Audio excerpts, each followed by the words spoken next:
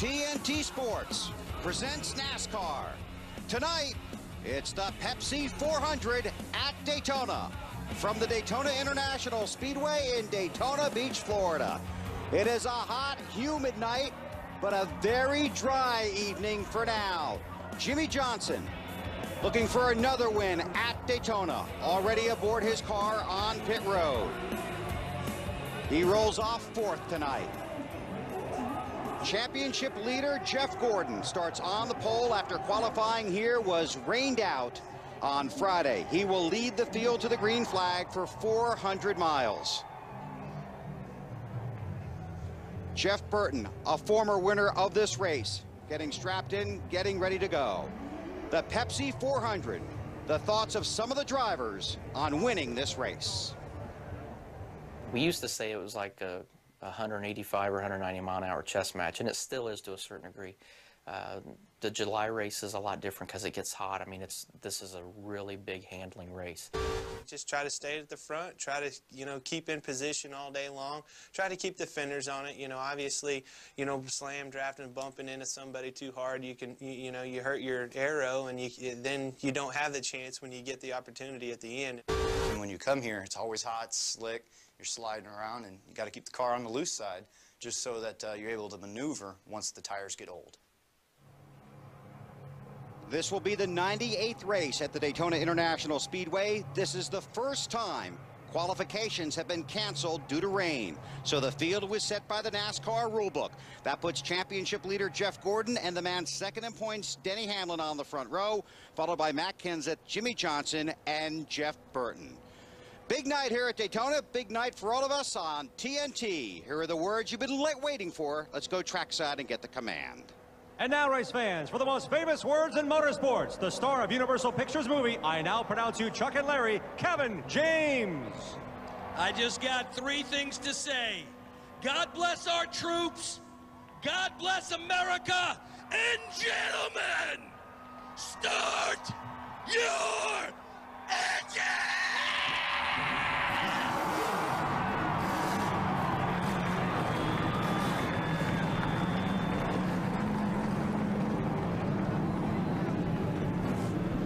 If you ever get the chance to give the command, that's the lesson you should follow. Kevin James with those famous words. And when we come back to Daytona, we will be wide open on TNT.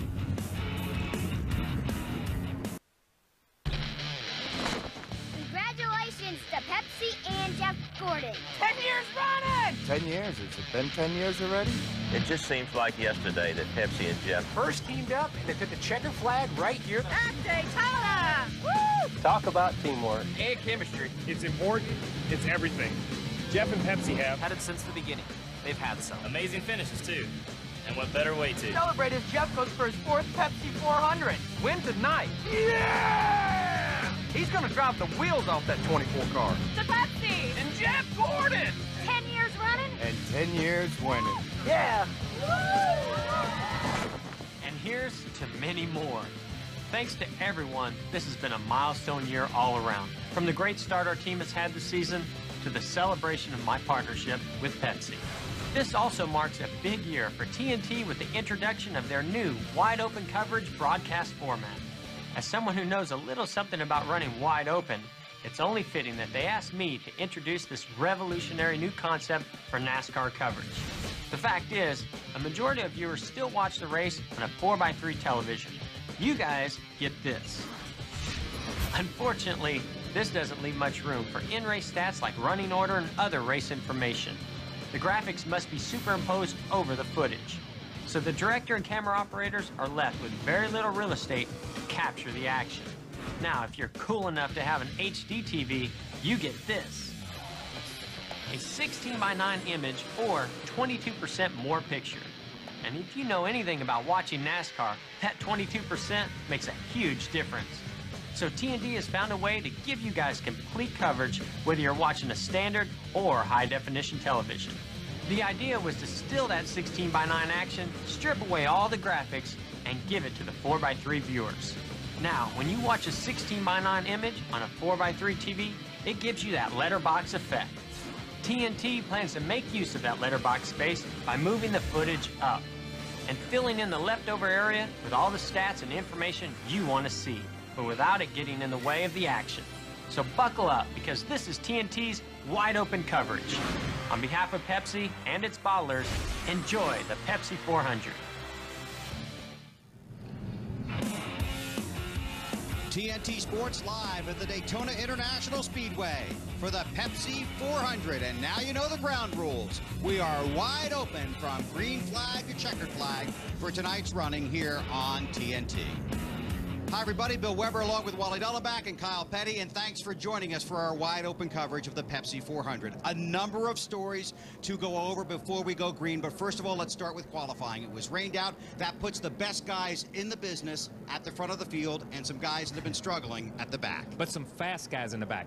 When qualifying was rained out, the guys that are the last 5 or 6 cars, guess what? They were setting 2, 3, 4, 5, and 6. Those guys had to qualify on time. So they've got qualifying setups, whatever that means, because the difference between qualifying and race is so small now. The guys at the front practiced on race stuff.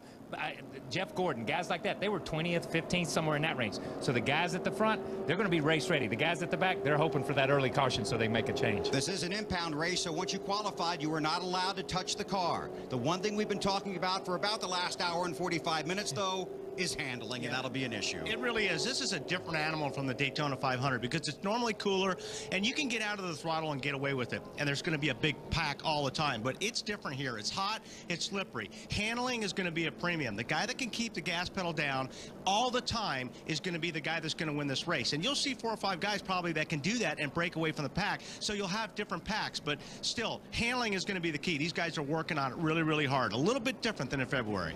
The car is out on the track getting ready for tonight's running of the Pepsi 400 here at Daytona. And as you can see tonight, this is the first race at Daytona since the passing of Bill France Jr. last month. As a tribute to Mr. France, a 44th race car on the track for the pace laps tonight, driven by 7-time series champion and 7-time Daytona 500 winner Richard Petty. Mr. France was the guiding hand on the wheel of the sport for decades, and nowhere is he more fondly remembered than he is here at the World Center of Racing, the Daytona International Speedway. A salute from the fans of NASCAR and from the NASCAR family. And on one of NASCAR's biggest nights, Mr. France gets a well-deserved tribute from a king. Let's take a look at the starting grid for tonight's Pepsi 400 here at Daytona. Again, qualifying was rained out, so the starting grid set by the NASCAR rulebook. Basically, that's owner's points and on deeper through the field. On the front row, it's 4-time series champion Jeff Gordon and last week's winner, Denny Hamlin. Take you back to row 2. There you will find Matt Kenseth and Jimmy Johnson out of the Hendrick Motorsports stable. In row 3, it's former 400 winner Jeff Burton and Tony Stewart, who goes for 3 Pepsi 400s in a row tonight. Take a look at the rest of the starting grid, and Wally's going to try and jump on the radio for us. Well, we'll see if we can talk to Jeff Burton. Hey, Jeff Burton, this is Wally up in the booth. Can you hear me all right?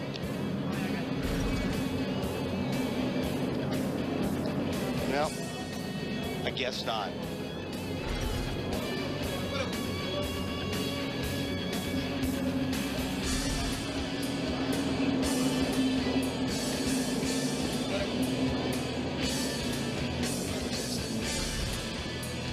It was worth a shot, though. It was worth a shot. He was willing to talk. There you see back in row 10, Bobby Labonte, Juan Pablo Montoya. Row 11, Casey Mears, a winner earlier this year in the Coke 600, and Elliott Sadler. Tony Raines is in row 12, along with David Reagan. Robbie Gordon on the inside of 13. David Stremme on the outside, the 40 car. Casey Kane on the inside of row 14. Reed Sorensen on the outside in the 41.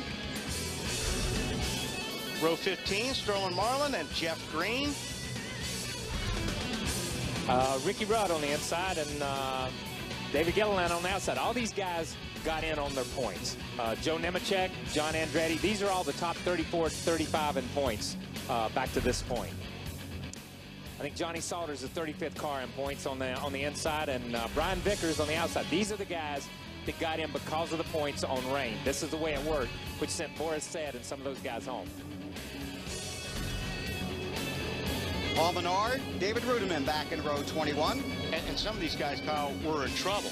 I mean, you know, if qualifying would have went through, a lot of these guys would have went home. Yeah, some of these guys would have went home if qualifying had gone all the way through, because Boris Said, and there were a couple of cars, even Kenny Wallace had a great qualifying Mayfield was up there. Mayfield was up there. Those guys were in the top 4 or 5, and that's what, like we talked about at the beginning here, the guys that are starting first, second, third, fourth, and fifth, they did strictly race stuff. The guys at the back did strictly qualifying. And you saw that Ricky Rudd had to go to the rear of the field. That's for adjustments after qualifying at an impound race.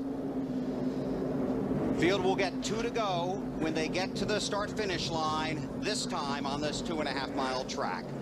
TNT would like to thank our sponsors for tonight's wide-open coverage of the Pepsi 400. Ford, Nextel, Miller Lite, AutoZone, DirecTV, Goodyear, Subway Restaurants, the Principal Financial Group, Toyota, and Pepsi. And a big thanks to those folks for tonight's wide open coverage here on TNT. You can see King's going to the back, Kyle. King's going he to got out of line. Hey, they must have made an illegal change here before the race even started. He was on the pole, but this is a cool visual right here, splitting this in honor of Bill France Jr. Is there any chance he'll stay out there, Kyle? No, I think my mother told him just to put just enough fuel in it to make it like 2 or 3 laps, so there's no chance he's going to stay. For 10 years, Pepsi and Jeff Gordon have been a winning combination. Let's race down memory lane and visit victory lane with the 4-time series champion. Pepsi and Jeff Gordon, 10 years running, 10 years of winning.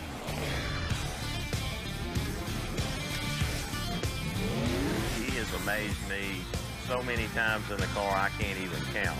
There's no one that has a resume to even compete with Jeff Gordon in the last decade. The record speaks for itself.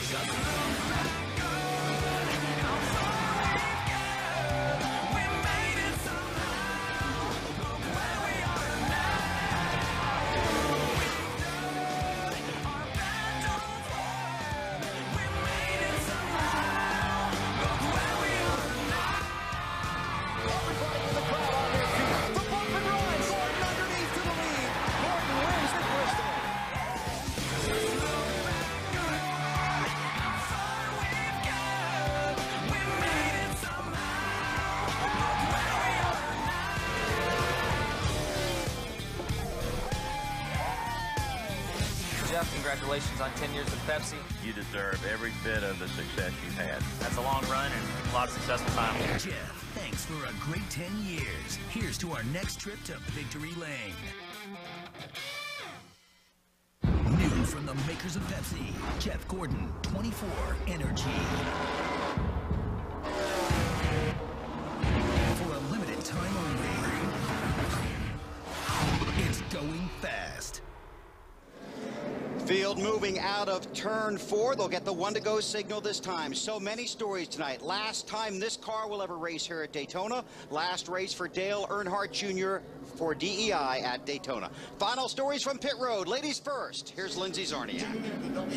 For Matt Kenseth, Daytona in February is very frustrating. In the past 3 Daytona 500s, his car's been great, but their day has ended in heartbreak. In July is when Matt Kenseth rebounds. The last 2 races here, he's had top 10 finishes. He looks to do the same tonight, starting from 3rd. Ralph Shaheen. This racetrack can get really slick in July. Tony Stewart thinks that can be an advantage for him since he grew up dirt track racing. He just wishes everybody would stop reminding him and his team that they have not won a points race yet this year. They're very confident, they've been very fast, and if it wasn't for some bad luck, they might have multiple victories. That first win could come here tonight. He has 2 points race wins right here at Daytona in July, Matt Yoakum. Ralph, it's been a special weekend for the stars of today, getting a chance to spend time with the heroes of yesterday, but nobody has had a bigger weekend than Kevin Harvick. Friday, he left his right footprint and handprint in the Daytona 500 Champions Walk of Fame. On Thursday, he quit one practice early. The second practice, he left the race car all smiles, knowing handling is going to be so important, and he has a great race car. Finished 6th with it at Talladega. He's hoping to become the first guy to sweep both races at Daytona since '82 when he was 7 years old. To Marty Snyder. Well, Matt, the Daytona 500 for Clint Boyer was not that good. He left here upside down and on fire, but tonight might be his lucky night. Check out the date. It is 07, 07, 07, and of course Boyer drives the 07 car. If he's able to win tonight, he'll become the third first-time winner in the last 5 races. This team qualified 12th, but the pit stall they got tonight, number 7. How about that, Larry Mack? Well, Marty, I think it's going to be a night of comers and goers because so many of these teams, they have no idea what the car's going to handle like. But a lot like Wally and Bill, I want to watch those guys at the back of the field because they knew they had to qualify on time. They had to be very aggressive with setup. They had to be very aggressive with engines. So my question is, how much do they step across the line of the durability of these engines? Go back to the last restrictor plate impound race at Talladega. Half of the go-or-go-homers blew engines on into that race.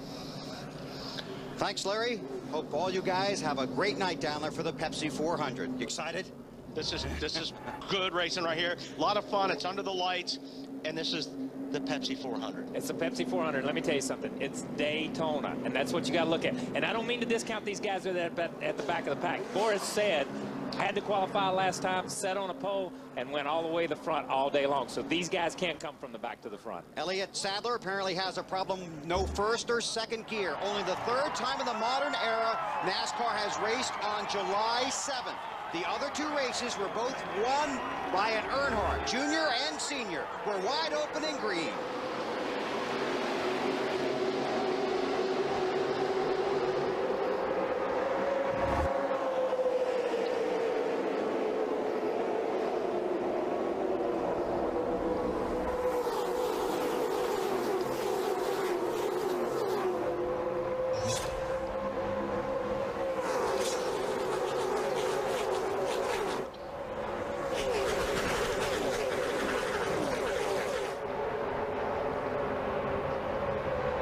That's half a lap. About a lap from now, they'll be up to full speed. You saw Elliott Sadler dropping to the back. Jeff Gordon trying to pull away at the front. Now they're 2 by 2.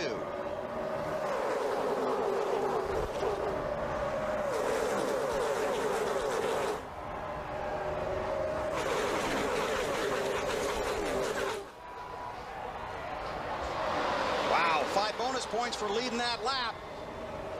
Jeff Gordon got him. Update from Marty Snyder.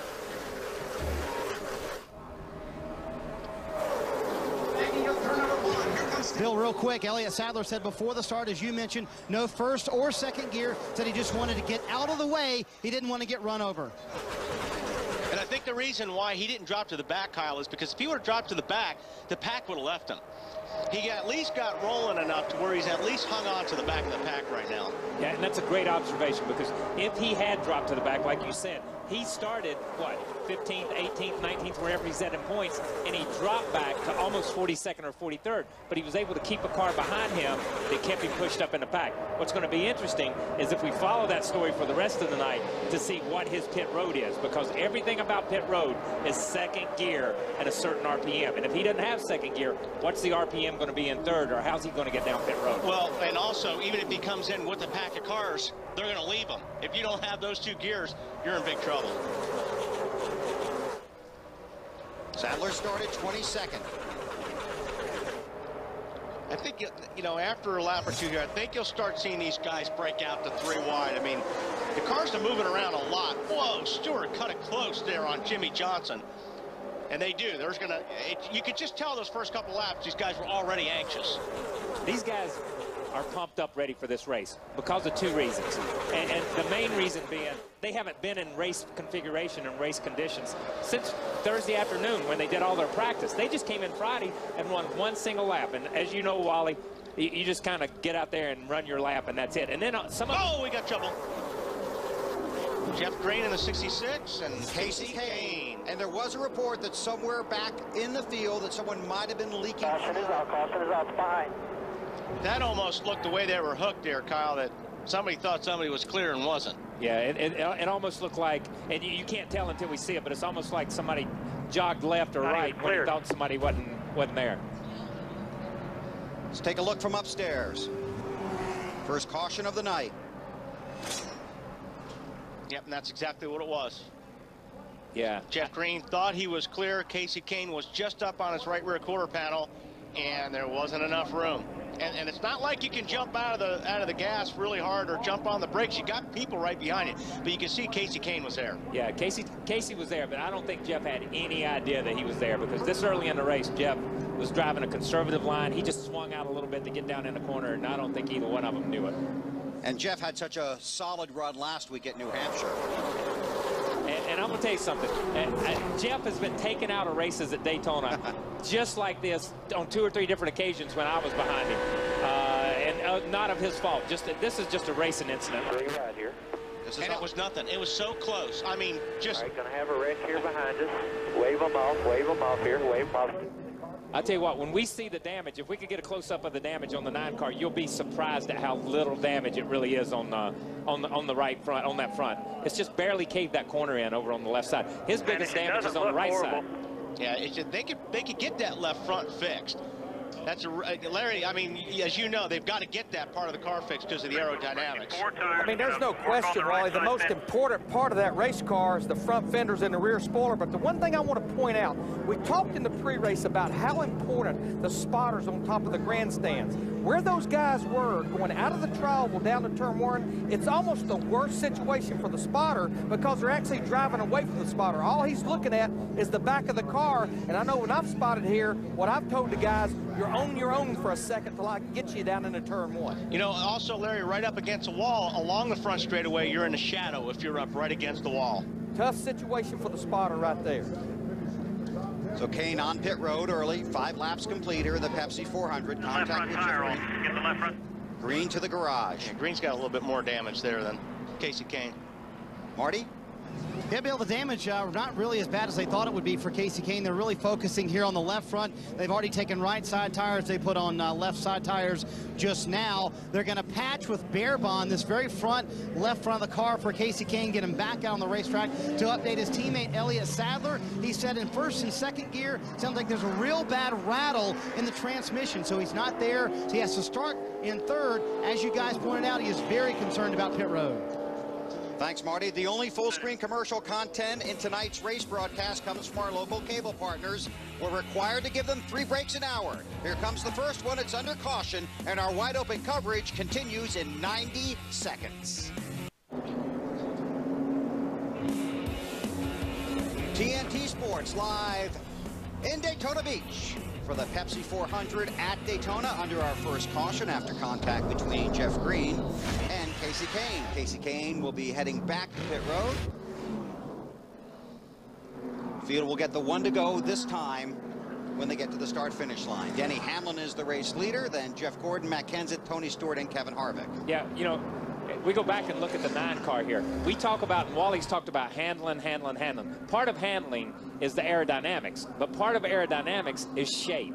And the one thing they're doing here, they're putting Bear Bond on, and you can see them stretching that big red piece of Bear Bond over this. There's a hole in the front end. All they're really doing is filling in the hole, but they've not filled in the shape. So that car's still not aerodynamic. It's kept the air from blowing in, but the air is still not going to flow. They had a piece there that they looked like they were trying to fit, and they just kind of jumped away from it and decided just to cover the hole. Marty, what's the plan? Well, guys, one of the keys also stay on the lead lap, and that's what they're trying to do. They sent him back out on pit road, trying to catch the rest of the field. He caught up to them and then came to pit road once again. Now they're putting on that second patch that you wanted on, Kyle. There's damage also further down the right side. They're worried about that. They've got to clear that from the right side tires, or else they'll have a fender rub the entire night, and that won't work very well either. Thanks, Marty. Lights back on the pace car. This portion of NASCAR on TNT's wide open coverage is brought to you by Goodyear. Get there. And the blimp is here tonight, high above the 2.5-mile tri-oval here at the Daytona International Speedway. Dale Jarrett on pit road.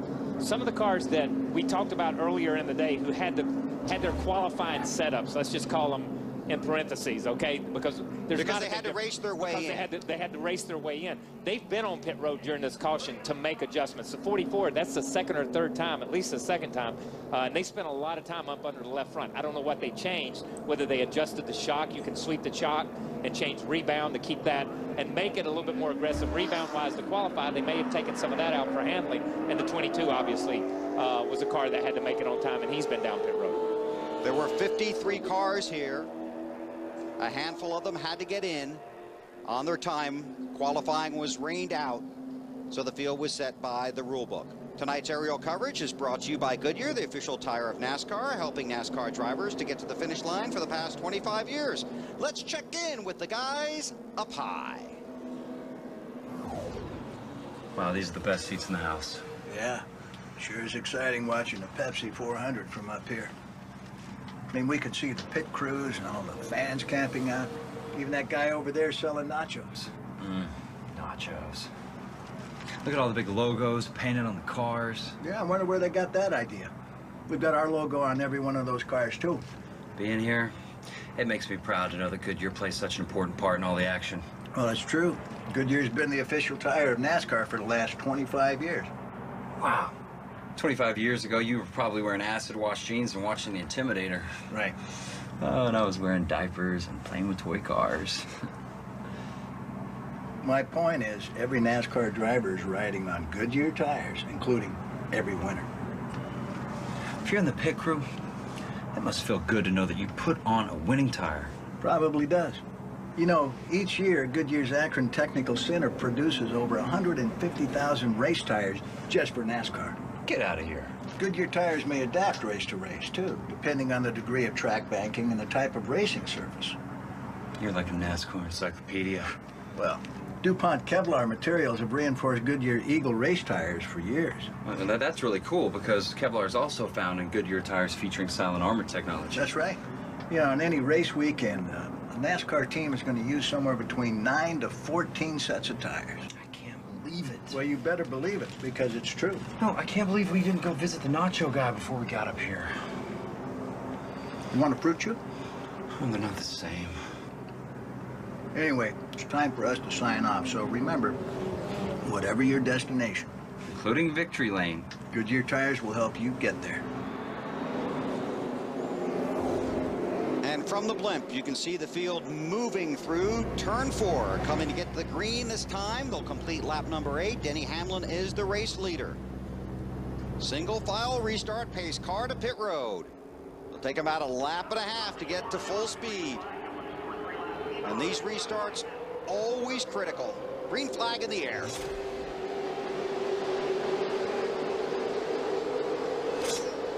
And normally you'll see somebody, if these guys get a run on the leader, like you see right here, they're going to make their move or they're going to look. Now, Hamlin's going to block a little bit. If he can, try to keep him behind him. Then it makes it a little bit tougher for them to make the pass once they're up to speed. But the best way to jump out on somebody is on a restart, especially if you have help. That's one of the few times you have help is on a restart. Because once they get in line, these guys are afraid to pull out on each other, especially this early in the race. You just want to kind of maintain. And as soon as I say that, Jimmy McMurray pulls out on all of them and goes to the inside. McMurray trying to pick up a couple of spots. There's Clint Boyer. Gordon taking a look. He's got help.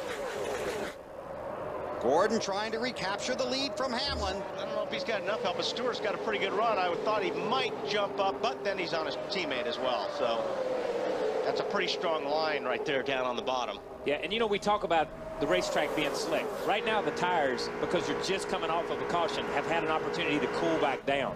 So they've still got pretty good grip in them right now. It's going to take us 10 or 15 laps before we really see these guys try to get strung out and try to get in line a little bit. Teammates from Joe Gibbs Racing up front. The 11 of Denny Hamlin, the 20 of Tony Stewart. Let's get a report on Jeff Gordon from Marty. Talked to Jeff right before the race, Bill, and he told me that he would try this early in the race, the high line. He's fairly convinced, though, that the bottom will be what works late in the race. He said he would try the high line early, though, just to feel it out and see what it would do, Matt. Marty right alongside is his teammate, the 48 of Jimmy Johnson. They've been battling radio issues since the pace laps, but he's also now making some mental notes for later in the race. Here's part of the conversation on the radio. Ralph? Matt, it's no surprise to see Denny Hamlin out front. This is a view the field has had quite a bit this year. He's led 711 laps just coming into tonight's race. That's second only to Jeff Gordon, who's only led a little bit more than 40 laps more than him coming into tonight. McMurray, Earnhardt Jr., Kurt Busch in the middle in the 2-car. Now this right here, Kyle, I don't know how much we're going to see once they get a bunch of lap on these tires, this 3-wide stuff, because once these cars start moving around, that 3-wide stuff is going to be really, really scary. Yeah, I don't believe we're going to see a lot of 3-wide on 30-lap tires or 25-lap tires. We can see it right now because these cars are really sticking good. I want to go back to something that happened right here, just going out of the screen. The 24 car, he pulled out, and the 17 jumped in behind him. And Wally, you know this. There's guys that can lead, and there's guys that can push. And obviously, Jeff's just marked the 17 off his list, saying he can't push. He can't push. I need to get away from the 17, but he can't get back down there in line, and he'll make a mental note of that later in the race to make sure he doesn't get hung in line with the 17. And it's funny how you're able to do that as the race goes on. You begin to check cars off your list that you don't want to be running with, whether in front of you or behind you. This portion of NASCAR on TNT's Wide Open coverage brought to you by Nextel. And going back to what Kyle was saying, you could draft, you know, if you've got a Ford, you can draft with a Chevy, and he may not be any good, but the next Chevy may be really, really good. Yeah, I don't know why that is, but it just depends on the car. I don't know why it is. We used to hear people talk all the time. You know, the Chevys, if I get behind them, I just lose my nose. But I'm good behind a Ford. Or if I get in front of a Ford will really push me. And it really depends on the engine combination and the gearing that some of these guys have on whether they can push or pull. Some of these guys set up to run up front with the gear wise so that they can just get strung out and let somebody push them along. But they got to have somebody to push them, help them push through the air there. Lindsay, how about the Ford of Matt Kenseth? Matt Kenseth right now feels a little bit loose, and you guys, he described it earlier as saying that restrictor plates are maddening to him. He says that it's because he just hates being at the mercy of those cars behind him, just like you guys were talking about. And he says, for example, if he has a shot at second or third of the last lap, you pull out, you could end up winning, or you could end up dropping out of the top 10. Well, you're right. I mean, you're digging every lap. I mean, it drives you crazy because you can run side by side, or you're trying to pass a guy, and you're absolutely right, Lindsay. You've got to have help to make a pass, and a lot of it sometimes. 15 races for Matt Kenseth at Daytona. His best is a 5th last July. He's led a total of just 58 laps here. He was 27th in February.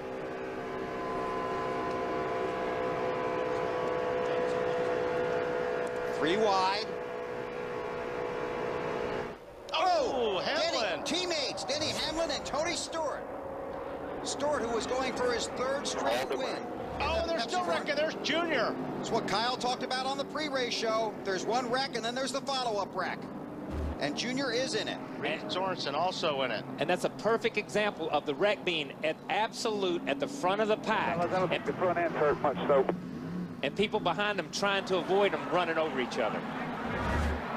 Well, as you can see, Stewart had no place to go. He had no time to even react. Denny Hamlin, last week's winner. Steering wheel off. See the 11 cars. Stewart's got a really good run, and it looked like he got in the back of the 11 car, Kyle. Yeah, that wasn't an arrow loose. That was a touch. As a car owner, that is a nightmare come to life. Nightmare, exactly. And see these guys back here, like I was talking about, everybody's checking up, and they got no place to go. On board with Tony Stewart.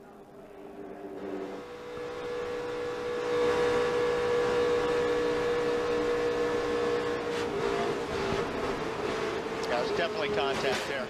They just, you know, he had a good run. You know, that's when you're making time up on a guy like that. You know, sometimes when you're coming up on him, especially in the corner, you'll get that guy loose. And Hamlin may have had to lift just a little bit because Tony Stewart got him loose to begin with. But still, in the end result, he hit him. And you don't expect somebody to lift that late up off a corner either. Now, I'm going to give Tony the benefit of the doubt on that one. Once you get out that far, you figure you got 15, 20 feet to catch it if it jumps out from under you. It's not going to go all the way to the top of the racetrack. Look how many cars are on pit road over here to the right. Look how many cars just came down pit road, locked it down, and came down pit road. You can come down pit road. You must make an attempt to reduce your speed. You can also go below that yellow line, which is out of bounds normally, but you can go below it. to avoid the wreck. Matt Kenseth through the grass, Greg Biffle through the grass. Larry? Guys, let's go back to the Daytona 500 in February. Obviously much later in the race than this, but it was almost reversed. Tony Stewart was leading late in the race, right there in turn 3 and 4, got a little loose. Kurt Busch gets into him. Both of those guys get taken out, and they had the 2 best cars in the Daytona 500. Ralph Shaheen. Well, Larry, the 20 is into the pit road here, and they're thinking now they're going to probably have to go to the garage. They've got heavy damage to the left front of this car. They've got the right side of the car jacked up. There's heavy damage over there as well. This car is going to have a lot of work done to it, Marty. And further up pit road, Ralph Dale Earnhardt Jr. sits here trying to get his race cars fixed as well. Jr. actually said, let's take our car to the garage and maybe fix it there. Tony Eury Jr. overruled that a little bit, trying to keep him out on the racetrack as much as he could. You see them trying to bang out that damage on the right rear. There's also more significant damage on the left front of the race car, right behind that left front wheel. They're going to have to work on that as well. They're trying to get the right side fixed here first. You see them working on that damage. They'll put on right side tires, send him back out, and the next time they would like to come and work on the left side. But you can see that right rear significantly wrinkled up on the Budweiser Chevrolet. It's going to take a lot of work to get that car raceable once again. Thanks, Marty. Stay with him down there. This is at the back of Junior's car. You see, he Come in front of you, go low, go low, go low. Oh, and that's what happened. Somebody drilled the 43 car, Bobby Labonte, and ran into Junior. And you know, on one of the replays, I thought Bobby had done a great job staying out of it, but evidently Reed Sorensen got into the back of the 43, it looked like, drove the 43 back into Junior, and then the 41 of Reed Sorensen got into Junior. But that's what we talked about earlier. There were 2 distinct crashes there, 2 totally different wrecks, but all the cars ended up in one big pile right down here in the grass. The first one starts, and then the second one breaks out. I need a patch made for that fender right there. You know, and you heard him say something about Junior as they come to pit road about wanting to take it to the garage area. As a driver, you don't know how bad the damage is, but they preach to you in the driver's meeting. Minimum speed. If you can't maintain it, they're going to park you. That's your big concern. Lindsay. I don't have Jeff Burton is in, and he was saying before they were just a little bit tight. There you see them working on the left side of his car, changing left side tires. Matt. Jimmy Johnson wants to try to stay ahead of the curve, making a track bar adjustment, knowing this racetrack will get tighter later on. The 29 of Harvick, no adjustments. He hit pit road in the lead. Jamie McMurray into the grass. Boy, a couple guys in the grass. Jeff Burton also in the grass. We saw that earlier in the day during the Busch race, but the clarification that we got from David Hoots from NASCAR was you can't just come at somebody and pull out on them and pass them in the grass just because they're running slower than pit road speed. But if you're forced out into the grass because somebody's pulling out, then it's okay to escape into the grass. And I think that's what we saw there, was people escaping into the grass. David Hoots, the series race director. Elliott Sadler very slow off of pit road. Remember, he has no first or second gear. It's Kevin Harvick. And that's a classic example like Kyle was talking about. All Burton was doing was avoiding a wreck right there on pit lane. With his teammate. Yeah.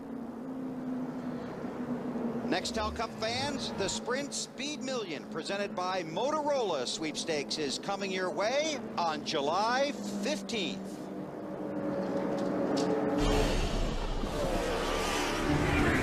Coming this summer, 12 lucky fans. $1 million at stake. And the most important phone call ever. Hey, buddy, it's Denny. Hello? Hello? The Sprint Speed Million, presented by Motorola Sweepstakes. The sweepstakes starts July 15th. So cleanup continues here at Daytona after a multi-car crash that has included Dale Earnhardt Jr., Tony Stewart, Denny Hamlin, Reed Sorensen, Bobby Labonte. Required to take 3 local cable breaks an hour for your local cable operator. That's the only time we'll break away from the action. Wide open coverage on TNT continues in 90 seconds.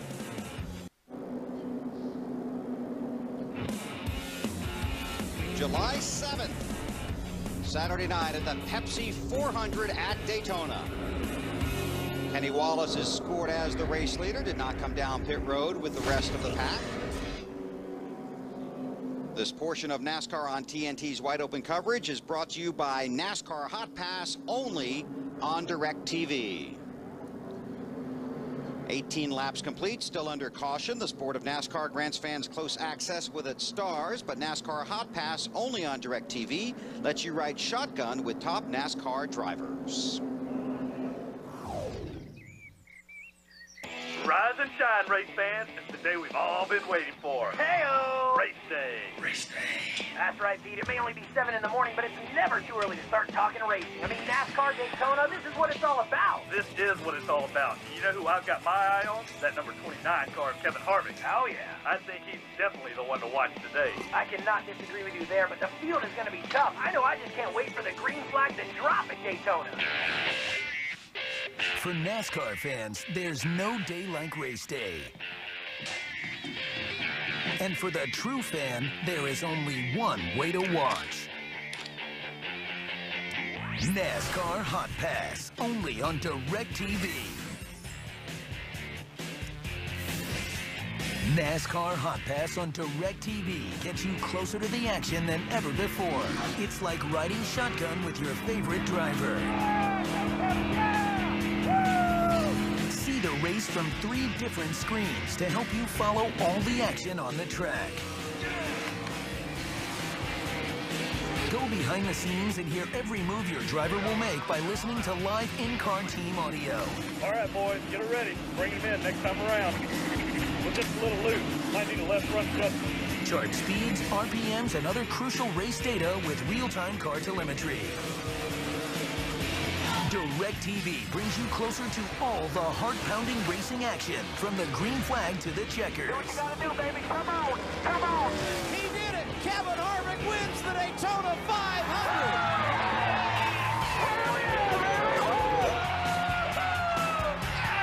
NASCAR Hot Pass, only on DirecTV. The only way to ride shotgun with top NASCAR drivers.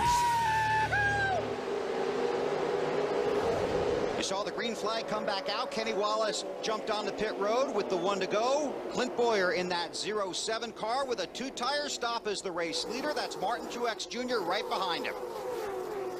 And this is a perfect time to try 2 tires, if you're going to try 2 tires. And I think we'll see some in certain situations as the night goes on, and this was a perfect time to see what 2 does versus 4.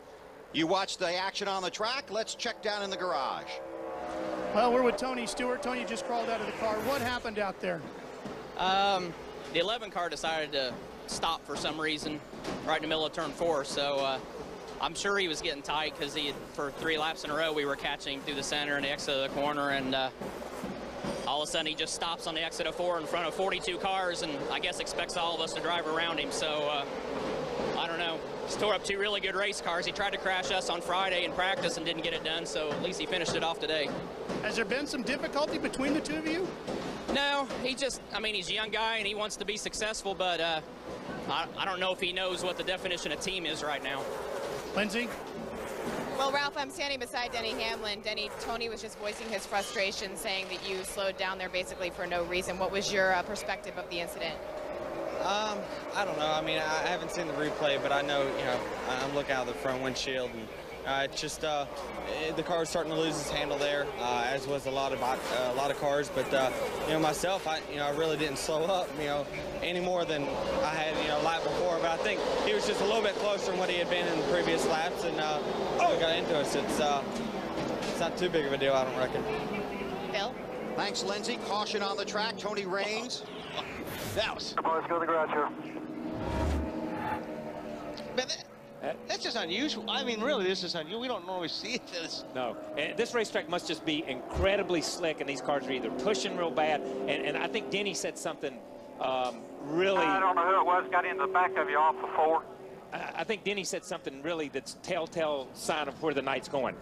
We'd only run 10 or 15 laps, and he said the car was already losing its handle. 10 or 15 laps into a race, when the car goes away, you're in trouble. Larry? Guys, we talked about this during the entire pre-race. And Kyle, you ran the Daytona 500, and even though we know the track has a lot less grip in July, this track did not have a lot of grip, and there were a lot of ill-handling cars in February, and I think you throw the impound race in on top of these guys with only 2 practices on Thursday, I think we're going to have a lot of ill-handling cars throughout this entire 400-mile race. I got to agree with that, and then throw the heat and the humidity on top of all that. I'm going to tell you, man, we got a lot going on out here right now. Okay. Keep coming. No, got to spin. He's up high here. Okay. All right, 44's with you. Slow down here. There you go. Brian Vickers on board. But that really didn't have anything to do with handling. No, that had something to do with somebody running into each other in a straight line. Right. I'm going to tell you that. That's exactly right. Somebody punted the 96 car. We don't have a good shot of it yet, and hopefully we will. But somebody absolutely punted the 96 car in the short chute, in a straightaway, where you've already made it past the point where Denny and Tony seem to have their problems. Dale Earnhardt Jr. in the 8 car will be the lucky dog. He was involved in an earlier caution here in the Pepsi 400. 22 laps are complete, or excuse me, 22 laps are complete. Take a local break, and our TNT wide open coverage will continue in 90 seconds. How is a navel piercing any different than an ear piercing? Because when you wear earrings, boys look up here. The all-new TBS comedy series, The Billing Ball Show, premieres Tuesday, July 17th at 9, only on TBS. Are all gasolines the same? At Shell, we're constantly testing to prove there is a difference. From in the lab to driving 5,000 miles on the open road. And while some interesting things happened during the testing, the results proved even more interesting. Low-quality discount gasolines can allow performance-robbing gunk to build up in your engine. Shell gasolines stop gunky buildup, helping your car perform at its best. Now that's a difference.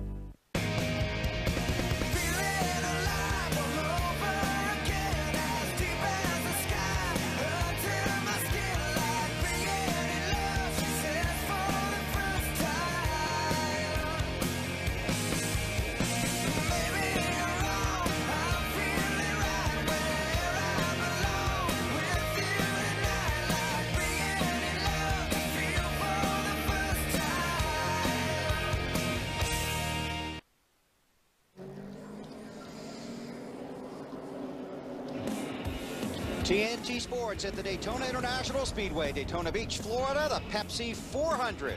The NASCAR Nextel Cup season hits the halfway mark when the checkered flag falls tonight. All right, now we were looking to find out who might have run in to Tony Raines. RaceView can help us out with this. You can find this at NASCAR.com. There's Stremme in the 40. And from the race view, obviously we're not looking at real cars here. We're just going off the GPS and how race view works. It almost appears as the 96 came up and the 40 was there, just like we saw with the 9 and the 66 earlier. Until we saw, if we don't have real footage of it, that's as good as we're going to get. But that is great coverage right there to at least let you know where it happened in the middle of the straightaway, like we said, running in a straight line. That cartoon's just going to rat you out, isn't it? If we don't get it. It's going to rat you out. It just ratted out the 40 car big time on that deal. And there's one other guy that knows what happened. Yeah, well, I'm sure we'll talk to him. He'd be driving the 96 car, and he's probably not very happy right now. How about it, Ralph? Well, we're going to walk over here to Tony Raines, who's sitting frustrated inside his car. Tony, what happened? Well, I don't know. I haven't seen a replay, but they're just telling me on the radio the 40 car hit us. And I don't know if, I don't know how he hit us. You know, if he hit us in the right rear or just trying to help us off the turn. But, you know, it's just a tough break for DLB Chevrolet. We had a decent car handling-wise, but this isn't the type of night we're looking for. And, you know, David and I come from the same area, but, you know, I'm sure he didn't do it on purpose, but I don't know what happened. Until I see the replay, I guess I'll just reserve judgment. Tony, there's a lot of torn-up race cars early in this race tonight. How come? What's crazy out there? Well, it's just slick. You know, it's typical July race. You can't get your car to handle real well, and you're running inches from each other, and one little slip, you know, you let off, and somebody can't get woed up, and they bump and bang, and I don't know. Everybody's just trying to get to the front. There's only one spot to run in the front, and there's 43 of us. Yeah, that, you know, and that was a good point. That's what I was just going to bring up. You see these guys bump draft, you're not going to get away with it tonight, as bad as these cars are handling. And as slick as it is, you're not going to be able to bump draft the guy, and it's going to be a lot tougher for him to recover. The difference in bump draft in the night goes back to the handling. The differential in speed from what your car may be running and the other car, they're just knocking each other out of the way. They're not able to ease up on each other and bump them forward and do it that way. And I don't know if that's what we're seeing early in the race or if we're just seeing incidents where guys don't know other guys are there. Field has gotten the one to go. This portion of NASCAR on TNT's Wide Open coverage is brought to you by the all-new full-size Toyota Tundra. Go green when we get back to the line. Let's check with Larry. Guys, I've been watching the 8 team, Tony Eury Jr. and that group. Of course, the biggest thing, they're trying to get all the cosmetic damage fixed. But the other thing they've been doing, I've got my crew member, Mark Fine, there on the left rear, is they're trying to check the toe out. And what they did, they went to the right side with a string or a bar, and then they came to the left side. And what they're trying to make sure is that the toe out, that the front wheels, that the front part of it's out just a little bit more than the rear. That makes the car good and stable. So what they actually had to do is go to the tie rod, loosen it, and adjust it until they got the right toe out there, where at least that car will drive good, and then they'll continue to work on the body damage as they get more pit stops. Marty. Larry Mack, that toe was knocked out about 1/8 of an inch. They've been coaching Junior, trying to cheer him on to keep him out on the racetrack. They tried to keep him on the lead lap, Larry Mack, but they were not able to do it. So as a crew chief, what's your job now, trying to coach your driver for the rest of this race? Marty, the good thing is we have the free pass. We have the lucky dog. So what they need to do is just coach him to just hang in there. We have plenty of racing left, and we will get a caution, and we'll get that lap back. Then we're going to make that race car where we can go back up there and race.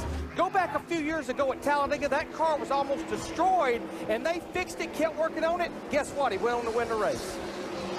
Pace car to pit road. You might have seen Earnhardt shoot by there, trying to make up his lap as the lucky dog. Green flag in the air. Clint Boyer is the race leader.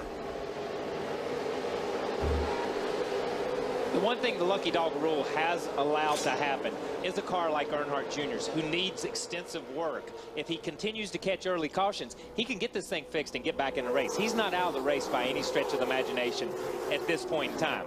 Now, if this was a little bit later in the race, yeah, color him gone. He's out of here. But right now, he can continue to come down pit road and adjust on this thing until they start lapping other cars. But he doesn't have any friends right now, does he? No, he doesn't have any friends, and they're gonna. And if this thing goes green for any amount of time, they will. This pack will catch him and put him a lap down. But once again, he's the lucky dog candidate again. You know, well, at that point in time. Yeah.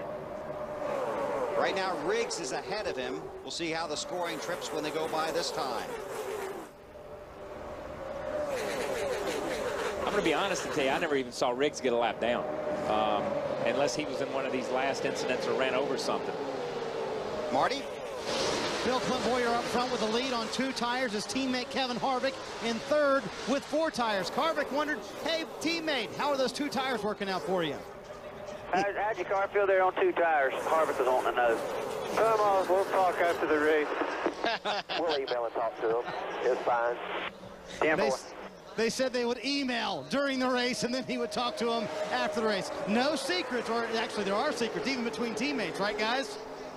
Yeah, I got to give him that. That basically what he was saying when he said we'll talk after the races. They're doing pretty good at this point in time, and I don't want him to try them and get up in front of me at some point in time, which is good. You know, like I said before, when we came back from break a minute ago, now's the time to experiment and try stuff. When you can get away from it and at least run in a pack, or get away with it and at least run in a pack and be swept along with them, you don't have to fight the car. Well, you see Nemechek right there in the middle in a 13 car. Boy, that car does not look stable in between those cars. And Wally, you know what that does is when you're in the 1 car or the 42 or the 6 and you're watching that 13 pinball back and forth, you're thinking, oh my God, gas, brake, left, right.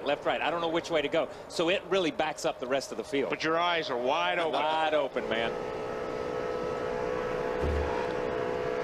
Down the backstretch, headed into turn 3. Harvick out of line. An update on his teammate from Lindsay. Jeff Burton came on the radio and said that he was feeling a little bit tight, but the track is much, much quicker than he expected it to be early on. So I know a lot of the drivers down here are saying that. And guys, something else that these teammates are looking to communicate about is just how those new engines are doing, the RCR DEI combination. I talked to Richard Childress earlier, and he said that's a big test, and they want to gain all the info they can from this race. And a number of cars running that power plant here this weekend. Well, you saw Harvick just go straight to the back there when he got out of line. Right now, it looks like these guys that are running the bottom right now are able to keep that gas pedal down. They're handling good, and that's why they're being able to stay on the bottom. I think the guys that are handling not as good are up on top because they're having to crack that throttle, get the car to turn, then get back in the gas. And you know, the funny thing that you hear, if you listen to what everybody down pit road has said, what Lindsey said and what Matt said and Marty and Ralph, what everybody have said, they're talking tight. Nobody's saying my car's loose. Exactly. Nobody's saying I'm loose, I'm free. We heard Tony say, well, maybe Denny got a little tight coming up out of the corner. So the racetrack must have a tendency tonight to be a lot tighter than what it has been in the past, because these guys are running, oh my God. That took my breath. These guys are running all over the racetrack looking for new asphalt to get some grip. Boy, and all over the racetrack, it's the right turn. That was a right-hand turn in the middle of the corner. This portion of NASCAR on TNT's Wide Open coverage brought to you by Miller Lite. Jamie McMurray in that 26 car hunting the lead. And oh, look at Burton up the track. Well, the 12 of Newman got right. Oh, I'm telling you what. These guys are flirting with disaster right there. And what you know, Burton's trying to say, is that hole still there? Is that still down there? And Newman's like, no, it's not here anymore, man. I closed that door. But Newman did the right thing. He eased up a little bit and let Jeff back. But then you see the outside lane, how they freight train just from those guys checking up just a little bit. This is a give and take race. The first 120 laps is all give. The last 40 laps, all take. That's a 26. McMurray takes the lead. I'm going to tell you, this 26 car has been impressive from the time we saw him go 3 wide early on. And we've not seen the Fords be that strong at a place like this, at the restrictor plates in some of these places. It's been Chevy, Chevy, Chevy all year long, but this Ford has come up through there. 166 races since Jamie McMurray went to victory lane, Ralph. Well, the key to that move, too, Bill, is the fact that he got some help getting out front. Now he's got everybody tucked up behind him, and he's going to try to stay there for a while. He says the car's a little bit tight. On the last pit stop, they took a half round out of the track bar, put 4 tires of fuel on it. He just said, just a moment to go, even with those changes, Scar is still a little too tight. But boy, is it fast. Key word tonight would be tight. McMurray up front.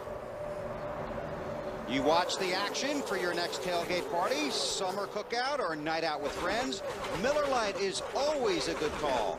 Miller Lite is the original light beer.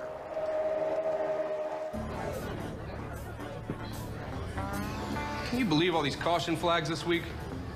Man, they practically ruined a good race. Yeah, it seemed like they're gonna race all day under yellow. So there's debris on the track. Shh, debris. I didn't see any debris. Yeah, me neither. What's the definition of debris? Apparently stuff you can't see on the track. I mean, you would think if they're gonna throw a caution, you would have to be able to see it with the naked eye. I hear you. It's like throwing a caution flag because you got a bug on your windshield. No doubt. Or red flag in the race because your zipper on your fire suit is broken. Or canceling a baseball playoff game because you ran out of hot dogs. Or canceling a championship football game because you broke a shoelace. That's like sending the award-winning taste of your Miller Lite back because you got a torn label. Hey, you guys know, that would never happen.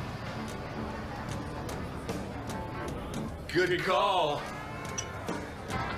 That's Kurt Busch. Number 2. Wow. Hey, in my bar. I wonder if he could handle my 4-cylinder. It's like half his car. He looks like an astronaut. Yeah, he can hear you. Miller Lite is brewed to have real beer taste that's not watered down.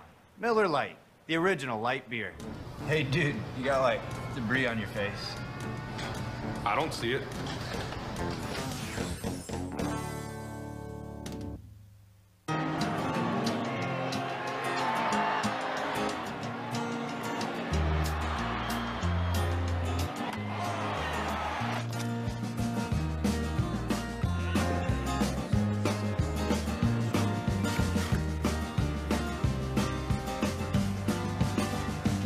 Here's to the light beer that wins award after award, year after year. The original and still the greatest, Miller Lite. Good call. You saw we remained under green here at Daytona, but we also showed you Jamie McMurray going down pit road. He was black flagged for going below the yellow line and improving his position. Watch McMurray, 3rd car in line there. That's Jeff Gordon in front of him. He went to the right and he had a good run on. He's below it, man. If you get the left sides below that yellow line, even though Jeff gave him room, when he faked right and moved left, Jeff move to the right a little bit and give him room. But he went so far left that he went over that line, maybe a foot, maybe a foot and a half, 12 to 18 inches. But it doesn't make any difference. The yellow line is the yellow line. But he didn't think he did.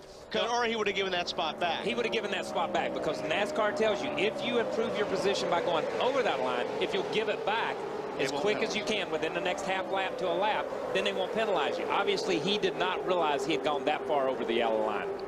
See the 24 down on the bottom there, giving 12er Brian Newman a bump draft. McMurray has now scored 35th. An update on Newman from Matt. Bill, 62 races since Ryan Newman last went to victory lane. Had a great run going here in the 500, running third when his radiator had a malfunction, costing him a good shot at the win. Right now, he's hugging the bottom, but he says, I need a little more help with grip. The air pressure adjustment helped, but right now, a lot of guys complaining about their cars tightening up a lot earlier in the run than they had expected. Well, these cars all over the track. You saw the field blow by Dale Earnhardt Jr. There's Jr. in the 8. Junior's got to stay ahead of Scott Riggs if he wants to be in the position to get that lucky dog. But Junior's not going to get any help from anyone, not when they're putting him a lap down. Kyle Busch, the race leader. He won the Busch race earlier today here at Daytona. Busch race last night was rained out. They ran it this morning here at Daytona. Kyle Busch, the race winner. Now the leader here.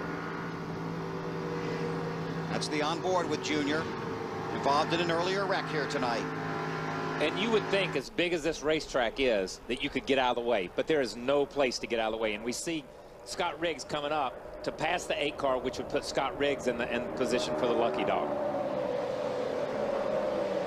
I'm not sure Junior is going to be able to even hang with the draft. We'll be interested to see if he can, but a lot of damage was on that right rear quarter panel, and you sure need that here at Daytona. 37 laps complete. This portion of NASCAR on TNT's Wide Open coverage brought to you by AutoZone.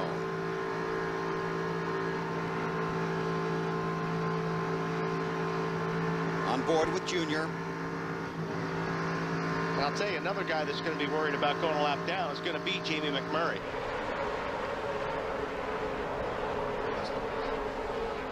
Well, Larry, how would you like to be crew chief on car 26 right now? Well, Larry Carter, his crew chief, has got to be quite a coach right now. We always talk about the draft at Daytona and Talladega, and we can take 10 or 15 minutes to describe it. But in simple form, on the stopwatch is what we go by right now. With him being by himself and not in a pack, he is anywhere from 3/4 of a second to a full second slower than that pack up there. The biggest thing they need, boys, a good old caution right now. McMurray is in turn 4, and the field is just about halfway down the backstretch right now. And they are coming. When you're coming, maybe if we get a caution here, probably what we'll do, since we'll be the lucky dog, we'll come in and pull that soft rubber out of the. He actually only be the lucky dog if he loses a lap. Marty? Well, guys, pacing the field right now is Kyle Busch up front, Bill, and you mentioned he won the NASCAR Busch Series race this morning. After that race, NASCAR confiscated the front springs from the 5 Busch Series car. Now, they did not take away the win from Kyle Busch, but they are taking them to the NASCAR Research and Development Center in Concord, North Carolina. They are going to study those front springs to the 5 team on the Nextel Cup Series side with a little bit to prove tonight as well. And, Marty, they're taking them because they were very close to the tolerance. Exactly. They were very close to the tolerance, and NASCAR just wants to look at them. Unlikely, though, that they will take away the win from earlier today. Yeah, they were very close on their field test machine, and they want to take it to their R&D, and I mean very close. So they're just double checking it once they get them back to Charlotte. But I'm going to tell you something. There is so much technology in springs now that these Cup guys are using. You know, used to, you'd take a spring that was 13, 14 inches tall, you'd cut it off to 8.5 inches, whatever, rate it and see what it was. And it was a progressive spring. It would start at 800, go to 1,500 or 2,000 pounds. These guys have 8.5, 8 3/4 inch spring or inch springs that are flat linear springs. They'll be 800 pounds all the way out. So it's pretty spectacular to see how the technology has changed in that area. Clint Boyer pushed to the lead there. Yeah, no kidding. Carl Edwards helping out. Larry? Yeah, I think we need to expand on this front spring situation. When you look at the Nextel Cup cars, there's really no rule on the rate of the front springs. You can do whatever you want. Now, they mandate the rate of the rear springs at 375 pounds. That keeps that rear spoiler up in the air. But the difference in the Busch Series, they mandate the rear springs, but they also mandate the rate of the front springs. The full total rate of both front springs cannot be softer than 3,000 pounds. And what I'm hearing is those rates on those front springs in Kyle Busch's Busch car, they were a little marginal. Always good to have the crew chief on your pit box. You can see how close they're racing here at Daytona in the Pepsi 400. Fans, for your next automotive pit stop, get into AutoZone. AutoZone helps you get the job done right the first time, every time. Here comes the number 21 AutoZone car. Boy, that car is really moving today. All right, boys, let's get her ready. We're bringing her in. It's got to be fast. When you're in a hurry and you've got to get in and out, you've got to have AutoZone, powered by ZNet. ZNet gives you pictures, diagrams, and instructions. It's innovative technology, helping you get what you need faster, so you can do the job right the first time, every time. Good job, guys. Good job. AutoZone, powered by ZNet. Don't miss out. Get to AutoZone to take the new ZNet system for a test drive. ZNet provides vehicle-specific repair information that gives you step-by-step instructions. Whether you work on vehicles every day or just getting started, ZNet provides the advice you want. ZNet, available only at AutoZone. Get in the zone. AutoZone. Still under green here at Daytona. Two-time Daytona winner Dale Earnhardt Jr. to the garage. Involved in an earlier wreck. There you see him make the turn. Marty? Well, Bill, I think when they went down the lap, what we just saw a moment ago, they finally just said, you know what, guys, let's just take it back to the garage.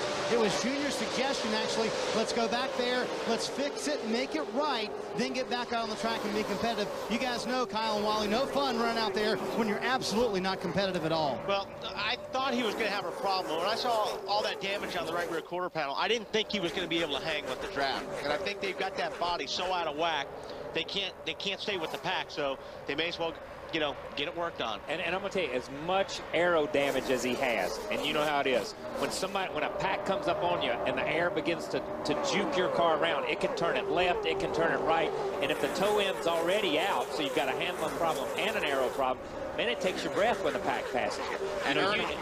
You just want to be safe. You just want to be safe. And I think that's what Junior's doing, is say, let's make this thing safe for everybody, not only for myself, but for everybody. Sorry about that, Kyle. Also 12th in the championship standings. Matt? Bill, Jimmy Johnson was complaining earlier his car was a little too tight in traffic. Moments ago, he just came on the radio and said, my car is just so good on entry to the corner that I'm losing grip in the center because of that. Right now, just riding along in 7th. Thanks, Matt. This portion of NASCAR on TNT's Wide Open coverage is brought to you by Jeff Gordon 24 Energy, new from the makers of Pepsi. And Kyle, as you predicted, they are starting to get strung out a little bit. They're strung out, and as you watch some of this pack run, especially Kenseth at the back of this pack, when they get to the corner, they go low, he goes high. As we look through the corner, these guys are using up the whole racetrack. Some of them are still on the bottom, but some of them are running mid-pack or middle of the racetrack, and some of them are running up the racetrack. You see the 48 right in the middle, right along in there, you see the 17 all the way, and when they come around, you see the guys behind them.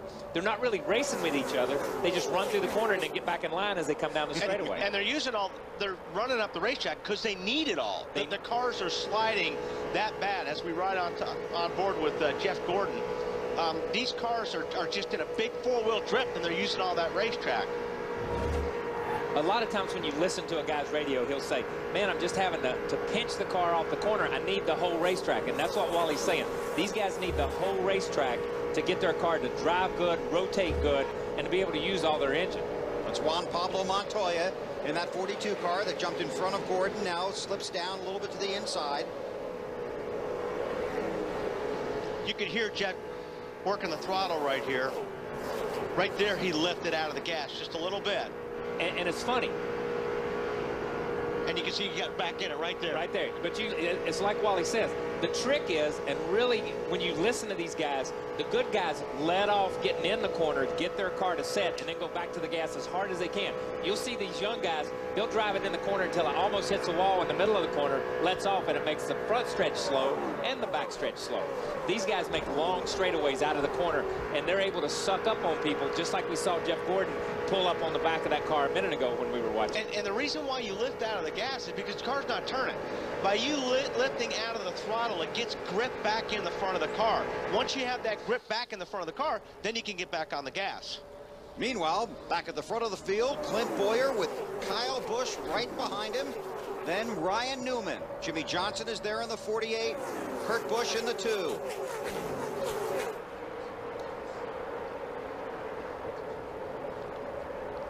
Fans, stay tuned for 24x24 wide open with Jeff Gordon immediately following the race on TNT. Here's a special preview courtesy of Pepsi.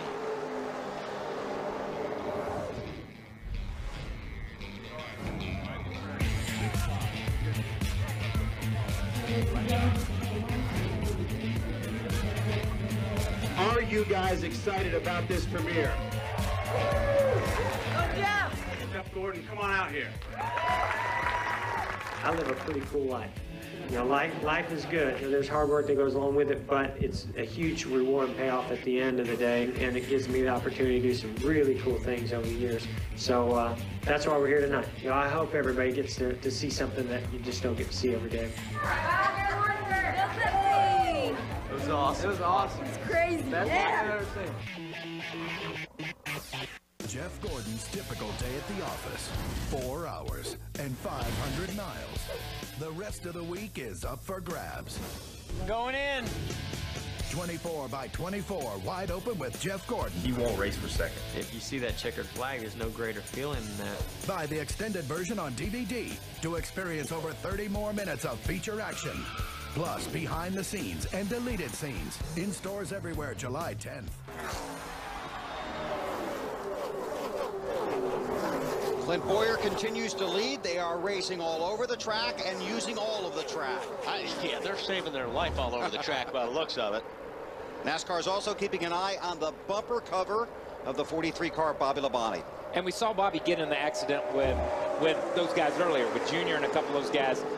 Was turned into the outside wall, and we never really followed up on it, but obviously he's got some damage that they didn't get fixed, and now they're NASCAR's taking a good look at it.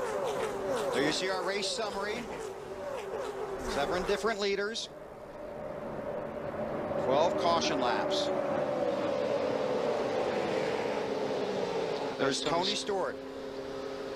34 laps down. But at the same time, and you say, why does somebody go back out when they're 34 laps down? Right. It's a 160-lap race. You know, if something happens here and takes out a bunch of cars, he moves up in position. And even though it's 3-point increments, when you're trying to stay in that top 12, and you know, we saw a good example of it earlier. The 78 cars stayed out and led a lap. And you say, well, what difference does it make if Kenny Wallace leads a lap? Let me tell you, he got in this race after the rain because of the points, and those 5 points were important. So every point in this chase is always important. Carl Edwards working hard. Yeah, I mean, this is a great shot. With that dude, Carl, he almost crashed 5 times in the Busch race. This is going to show you, you know, I mean, it looks fairly easy when you're sitting in the grandstands or at home watching these cars go around. They look like they're driving smooth, but they're not. You're wrestling these cars, especially on a night like tonight when the racetrack is hot and slick. You turn down in the corner, and you're sawing on that wheel. Look at his eyes. Oh, I'll tell you what, that 42 car looks like he's got his hands full right there, and that's exactly what the crew chief was talking about, was watch out for that 42 car, because he actually looks like he's loose. It's Juan Pablo Montoya in the 42. That was Carl's spotter, and Carl just went ahead and let Jeff Burton jump up in there to take the blow if there's going to be a blow delivered here. But you hear the 99 just lifted out of the gas, so 99's got a little bit of handling issues right now. This portion of NASCAR on TNT's wide open coverage brought to you by Subway Restaurants. You see him looking up in the mirror. 18 cars getting a good run, so he's watching in his mirror to see, okay, where's he going to go? Is he going to pass me low or high? Is he going to hit me in the bumper? And he figures he needs to run the high groove. the 99 needs the top of the racetrack, so he's going to say, hey, if you're going to pass me, you better take me down the bottom or I'll wreck you.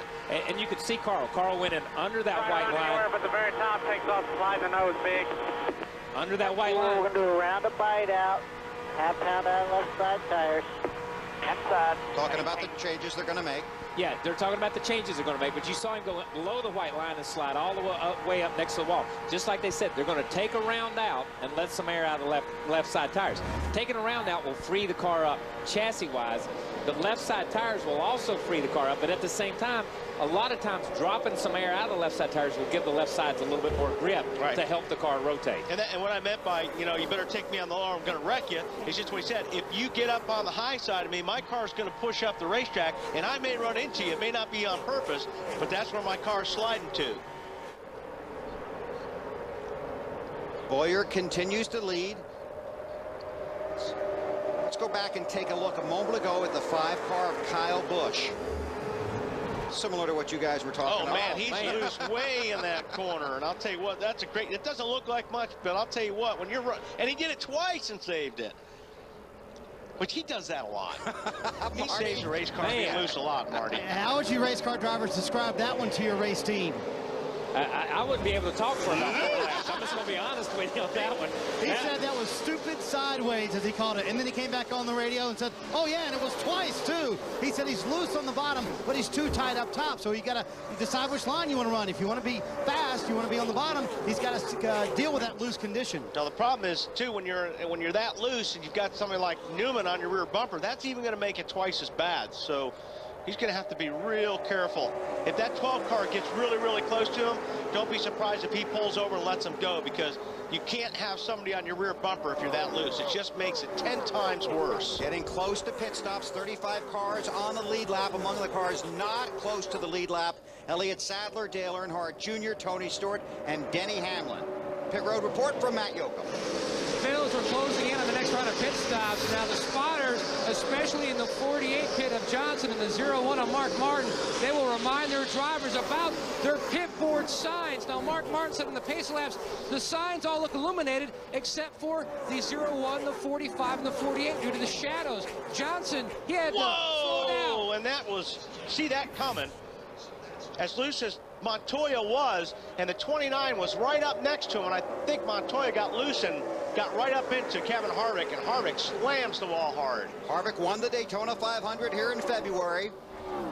Clearly slowing on the track. Another look. Hit the wall a ton. Yeah, watch the 42 car comes up, and he just slides into Harvick and puts Harvick in the wall. And you heard Kevin right there before we went to replay. I hit the wall a ton, and I'm going to tell you, that is a ton. You don't realize how hard you hit the wall. You see it correct, and bang, right there. It moves the rear end to the left. It moves, it takes all the camber out of the right front, just stands the right front tire up. There's a lot of damage to that car. He's going to have to come in, or this thing's going to, you got massive tire rub here besides his other problems. This is on board with Carl Edwards. See Harvick's car in front of him. He did a nice job hanging on to that, but you can see the subsequent damage. Harvick trying to slow, get below the rest of the traffic and get back to pit road. I was just going to say, that tire's coming apart right now, and that's not going to be good for anybody. But the caution comes out. Caution's out, caution's out. Caution's out. Now, if he can get in and get this thing changed and get back out, then it's good for Kevin Harvick, but it's not good for long term. It's not, because it's going to tear this thing all to pieces. Yeah, you see the tire if you coming can do apart it right there. before it takes the right front fender off. That's a lot of damage. A lot of damage. So the caution is out. Right side tires, guys. Just put right side tires on it for now. And this is Harvick after he's hit the wall once. Yeah, it just won't turn.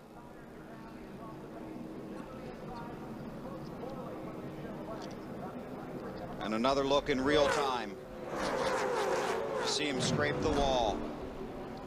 Caution out. Scott Riggs will be the lucky dog. He will come around and be on the lead lap now. And You know, we talk about look at that thing blow out right when he jumps on the gas or on the brakes right there. But you talk about drivers and giving them pep talks. How optimistic is Kevin Harvick? Just give me right side tires, guys. Just give me right side tires. Because that's what you want to believe. You want to believe all I need to do is put these tires on. He'll have to obviously come back in and they'll work on this thing a little bit. But he's got to have some suspension damage in there somewhere along with the body damage that this thing has. Matt. Bill right now just trying to compartmentalize the anger over the incident on the racetrack. 2 tires this time. You can see they're looking over the right side. The game plan is just to put right side tires on now, go out, come back in. You can see that right front still smoking. Try to work on the fender rubs. Yeah, I think they wanted to make sure, too, by just putting 2 tires on, they didn't want to go a lap down because the field was almost 3/4 of a lap behind them. Tony Raines has come back out. He's 36 laps down. The field coming down pit road. Ralph Shaheen. Well, we're going to watch as our triple split comes up on the screen. We're going to take a look at the number 2 of Kurt Busch. He comes in. The car's been a little bit tight on the bottom. The gearing isn't right. They're going to go a half round up on the track bar and take a half pound out of each rear, Matt. Jimmy Johnson tight in the center of the corner off. They're going to make a track bar adjustment. Ron Mallett, the interim crew chief, making the adjustment. Small air pressure change as well. Marty? Clint Boyer, your leader, comes to pit road. They pull off the left side tires for the first time today. No changes on the chassis. He was a little bit concerned about his passenger side tear-offs. They were bunched up a little bit. That's hurting his vision, Lindsay.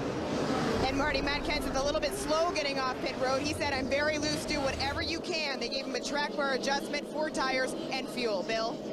Thanks, Lindsay. This portion of NASCAR on TNT's Wide Open coverage is brought to you by Ford.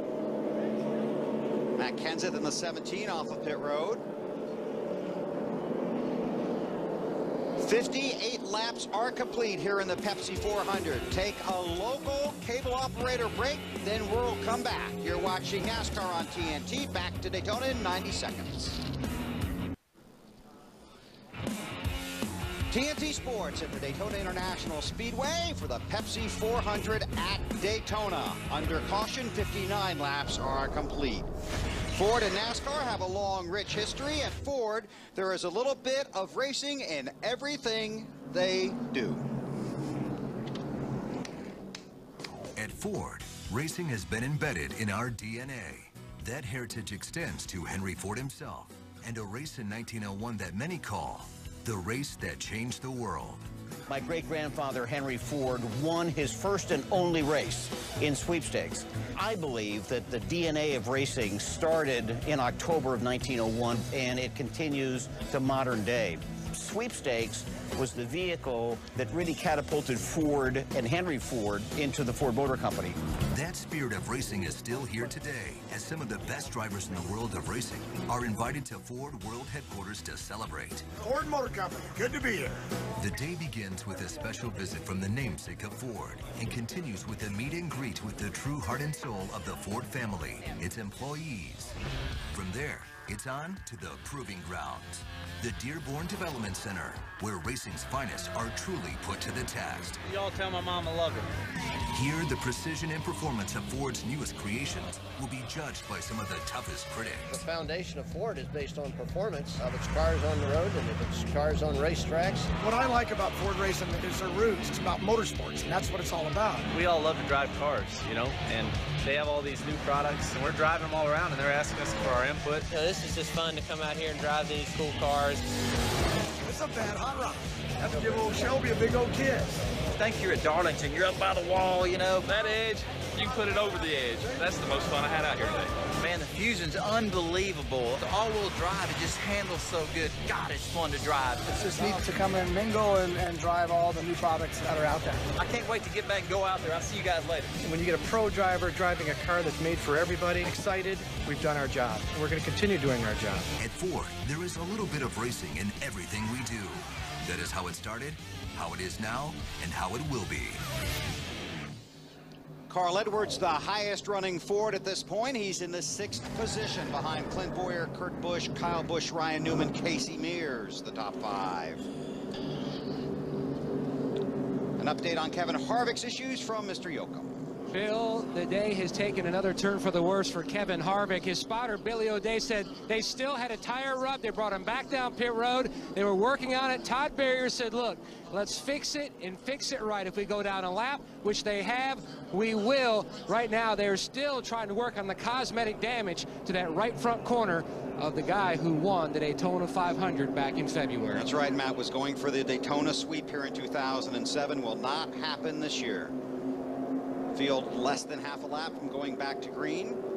There are 36 cars scored on the lead lap, but Harvick is about to get bumped off of the lead lap. Bobby Labonte scored in the 35th position. Again, among the cars, several laps down. Elliott Sadler, 8 laps down. Dale Earnhardt Jr. off the track, 23 laps down.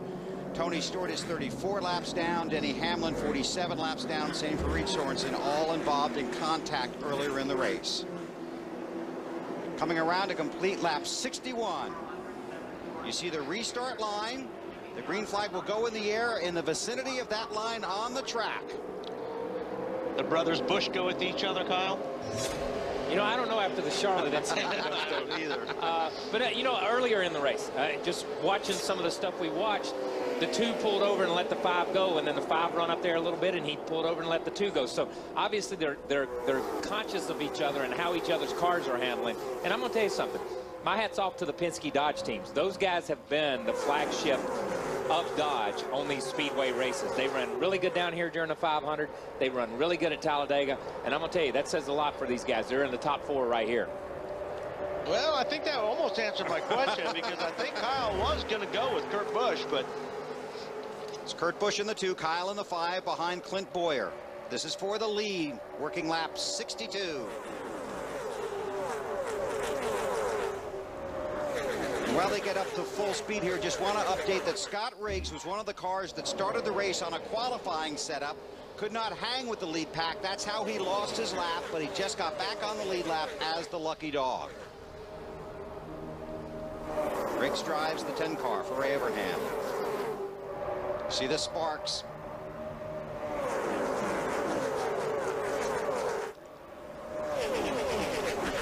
Larry, what are you up to? Well, I'm always up to something, Bill. I know Scott Riggs was the lucky dog, but trust me, guys, the real lucky dog, Jamie McMurray, that 26 car, those guys hung on the lead lap after having to come to pit road for a drive-through penalty, going out of bounds. Now he's already back up there in the lead pack in the 29th position. That's the real lucky dog situation. And what kind of adrenaline is pumping through you now after you got back on the lead lap when you weren't very lucky? A lot, because you've got a good race car. And it was early enough in the race where they know they had plenty of time to get this done, get their lap back, and be patient and get back to the front. And you'll see him there before this race is over. Yeah, I think you will. We saw him drive up in the first part of the race, take the lead. Yeah, he went below the line. He got penalized. He goes to the back, but he's got plenty of time to come back to the front. You make it sound like it's such a simple thing. When you have a good race car, it is. When you have a car like his car was driving the first part of this race, if it stays that way, it will be incredibly simple because we've seen these cars separate after 20, 25 laps. This portion of NASCAR on TNT's Wide Open coverage brought to you by Goodyear, the official tire of NASCAR. Report that Dale Earnhardt Jr. is getting ready to come back on the track and that Denny Hamlin will also be coming back out. And remember, when these guys come back out, good right now. Radar looks good right now. These guys are still asking about weather. Somebody is. When they say radar looks good, yeah, somebody's asking about weather to see if any rain's coming. How hard do I need to go? That was McMurray's team. So, I mean, you see these cars. These cars are going in and coming back out. There's a minimum speed. That's why they have to go to the garage area. Used to, you know, and Wally, you know it. If you go back 10, 12 years ago, man, we were out here dodging people. Yeah. And they were running 170 when you were running 200 miles an hour. Now they want to keep everybody running in the same group or at least running in the same speed.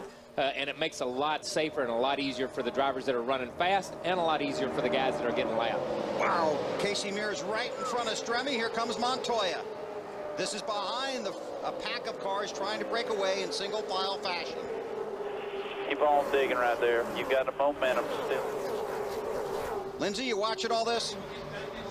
I am watching. You guys are talking about the 17th. Down here, I'm in the 17 pit right now, and they've had a concern all night because their pit is right next to Sterling Marlin's. The colors that these guys are wearing are identical. Well, that's why Matt Kenseth, when he pulled into his pit stop, came a little bit close to the wall. I'm not speculating, but I'm just saying it could be possible that he did pull in too early because he thought that the pit was his before, but he actually got on the radio and apologized to his crew. Tell you, usually they say, okay, dive it in here, and I was 4 stalls away, and I thought I was aimed at the right green uniforms, and then he said, keep coming. I don't know. I already had the brakes locked up. I guess it didn't really matter, but you just got to come in so slow with these cement pit boxes. You turned off faster than you're normally doing. I thought you were turning in the wrong stall. Sorry about that. Good news for Matt Kenseth, though. They were able to put those 4 tires on like they wanted. But that is a concern these guys have had all night long, guys. Thanks, Lindsay. That was Robbie Reiser, his crew chief, the other voice you heard on there. And that is one of the best driver-crew chief marriages in NASCAR Nextel Cup racing. You know, how many times have we heard conversations between Robbie Reiser and Matt Kenseth, and it sounds like they're sitting at their kitchen table talking. They never raise their voice with each other. I don't think I've ever heard them raise their voice with each other. And they were bitter rivals growing up as drivers. And I can tell you, when I was on pit road, I'd have Matt stall, and he and Robbie would be talking about, you know, what's he doing in our stall? Get him out of our stall. Matt just sees everything. They have a lot of fun. Larry. Hey, guys, we talked at the top of the show and in the pre-race about those 7 cars that had to qualify on time, even though qualifying was scratched. And one of them I've been watching, and he was awfully quick in practice on Thursday, Dave Blaney in that 22 car. I think those guys had those 3 pit stops, Tommy Baldwin in that group, to work on that race car. He has raced his way up into the top 15, so don't count this cat out.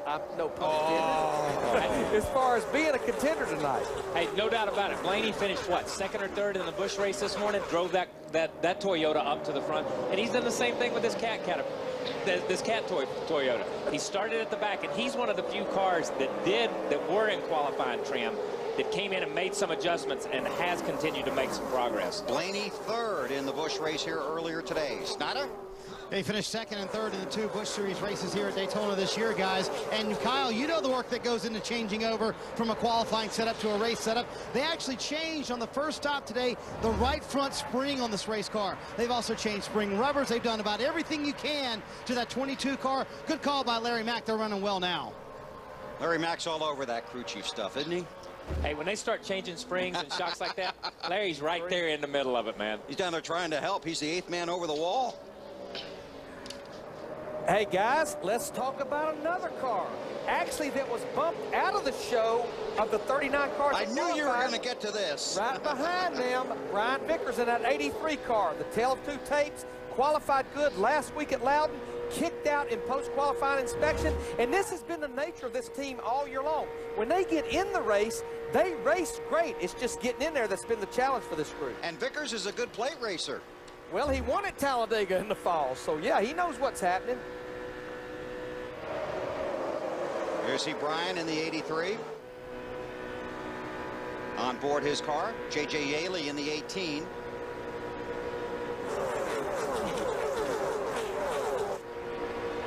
Actually, Vickers' car looks like it's actually working pretty good. It just can't go anywhere.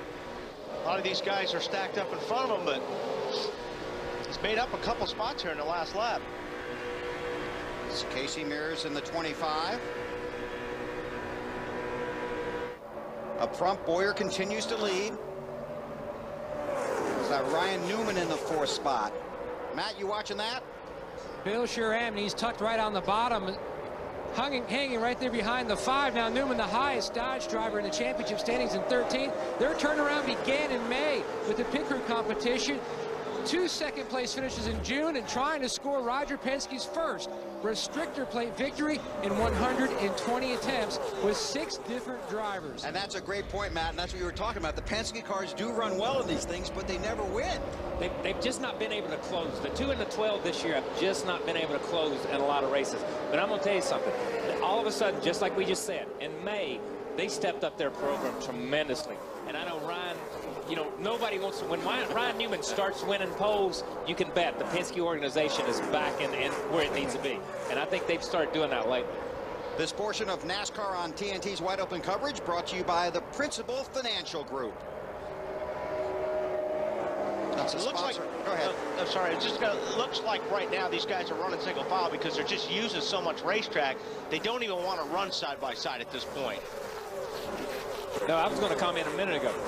It's almost like nobody wants to be close to anybody right now. Even when they get to the corner, they give each other plenty of room getting in the corner. Now, they run up on each other down the straightaway, but when they're in the corners, they're giving each other a lot of room to escape. If something happens, they want to give you room to go high or low. I'm not so sure if Biffle was subscribing to that theory. Drivers and race teams are always looking for an edge on the track. The Principal Financial Group can help give you an edge. Mark Martin has been one of my heroes since I was a kid. I grew up watching him race. So to get the opportunity to race with him and learn from him, well, it's an honor. Well, I can tell you, it hadn't always been easy. Everyone needs help getting ahead. I've been racing for 25 years, and I wouldn't have been able to accomplish any of my goals without my team of experts. You just can't go it alone. In racing, you're only as good as a team that supports you. It all comes down to performance and the skilled professionals behind you. To finish first on the track, it takes a collected effort of dedicated people who have the desire to win. Every success I've ever had is a shared success. So really, winning is all about performance and expertise. Exactly. That's why I have the Principal on my car. Hey, I might be a champion on the track, but the Principal Financial Group can help you be a champion off the track. With the Principal, you'll have a team of dedicated professionals to give you an edge. So whether you're investing yourself or designing benefit packages for your business, they can help make things a whole lot easier. For more than 125 years, they've been helping people get where they're going, financially, personally, or otherwise. Not only is the Principal the nation's 401k leader, they also offer a wide range of financial solutions, from retirement and investments to insurance and banking. After all, why walk when they're right here, ready to give you a lift?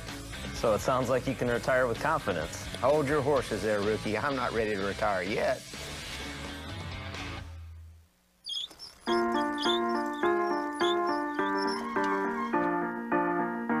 Sometimes just getting to retirement seems impossible. That's where we come in. As the nation's 401k leader, the Principal offers many simple ways to plan for retirement, making it easier for you to get where you're going. The Principal Financial Group will give you an edge. Still under green here at Daytona. Clint Boyer, the race leader. 74 laps are complete. On board with Mark Martin in that Principal Financial ride. Martin sits in 23rd spot, comes up on Ruderman in the 00, gives him a little bit of shot in the bumper. Mark with the heartbreaking second place finish in the Daytona 500, and that's one guy you better know where he's at with 10 to go.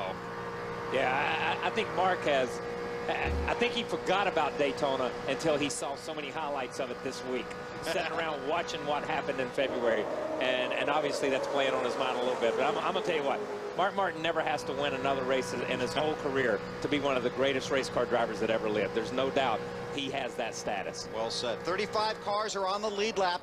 Denny Hamlin is 61 laps down. He has returned to the track.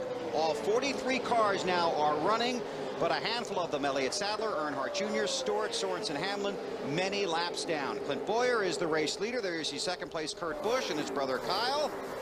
With 76 complete, approaching halfway, let's take you around the field, starting with Marty Snyder.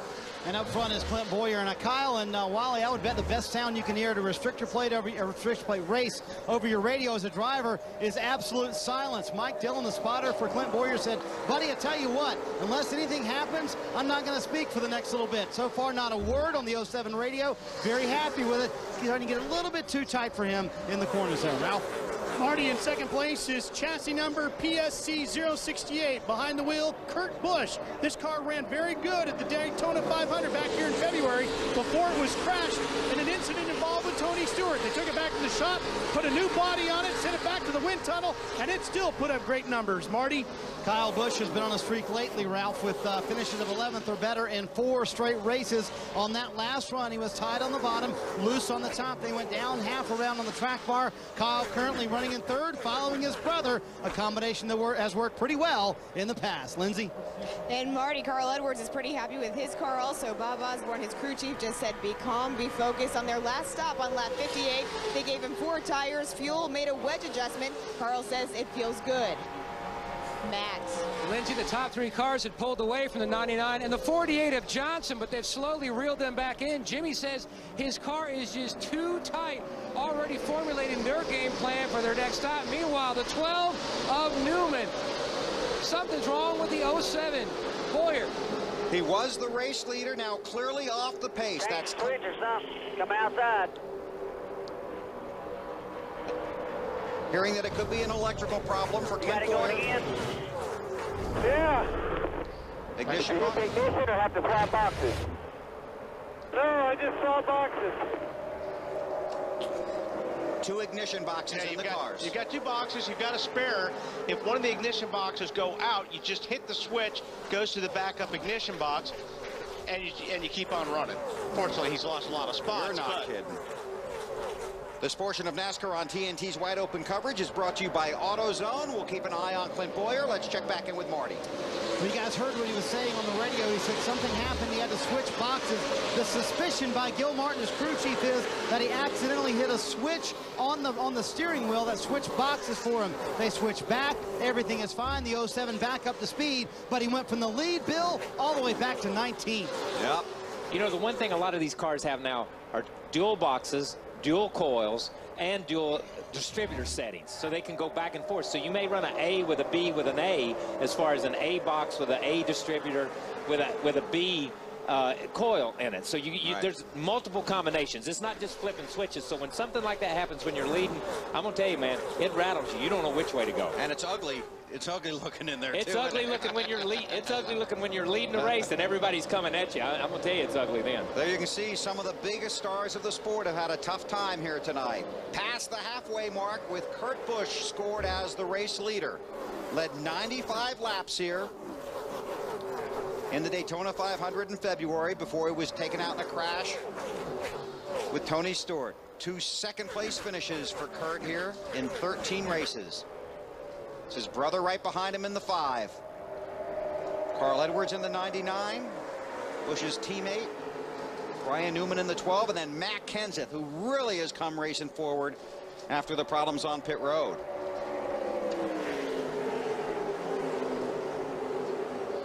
Keep your eyes on the action here. Kurt Busch out front. Fans, for your next automotive pit stop, get into AutoZone. AutoZone helps you get the job done right first time, every time. We know that these guys are severe drivers. You're probably a severe driver too if you drive in stop-and-go traffic, drive in extreme heat, or make frequent short trips. Most vehicle manufacturers recommend that severe drivers change their oil every 3,000 miles. That's right, every 3,000 miles. So battle your severe conditions by getting to AutoZone today. We'll help you get the job done right the first time, every time. Get in the zone. AutoZone. All right, boys, let's get her ready. We're bringing her in. It's got to be fast. When you're in a hurry and you've got to get in and out, you've got to have AutoZone, powered by ZNet. ZNet gives you pictures, diagrams, and instructions, helping you get what you need faster, so you can do the job right the first time, every time. Good job, guys. Good job. AutoZone, powered by ZNet. We're past halfway, and the race is underway here now. Front 3 guys were trying to break away, but that second pack of 4, which is now settled down, was really wild. I don't think anybody's going to be able to break away. I mean, because the handling, it's not like, I don't even think these guys are handling that great. No, I don't think they're handling that great either. The only car, and I made a comment about him earlier, not being able to push when he couldn't push the 24, is the 17. He has driven from mid-pack back up into the top, running from the middle of the racetrack to the top side. His car may not be handling the best, but he's comfortable with driving it where it's wanting to run. Did he just pat himself on the back there? No, I said he couldn't push. I was discarding him at the front of the first of the race. No. I'm not patting myself. I was saying, hey, this guy's not going to be in the race. And the next thing I know, he is in the race. Okay. I was just showing you I was an idiot.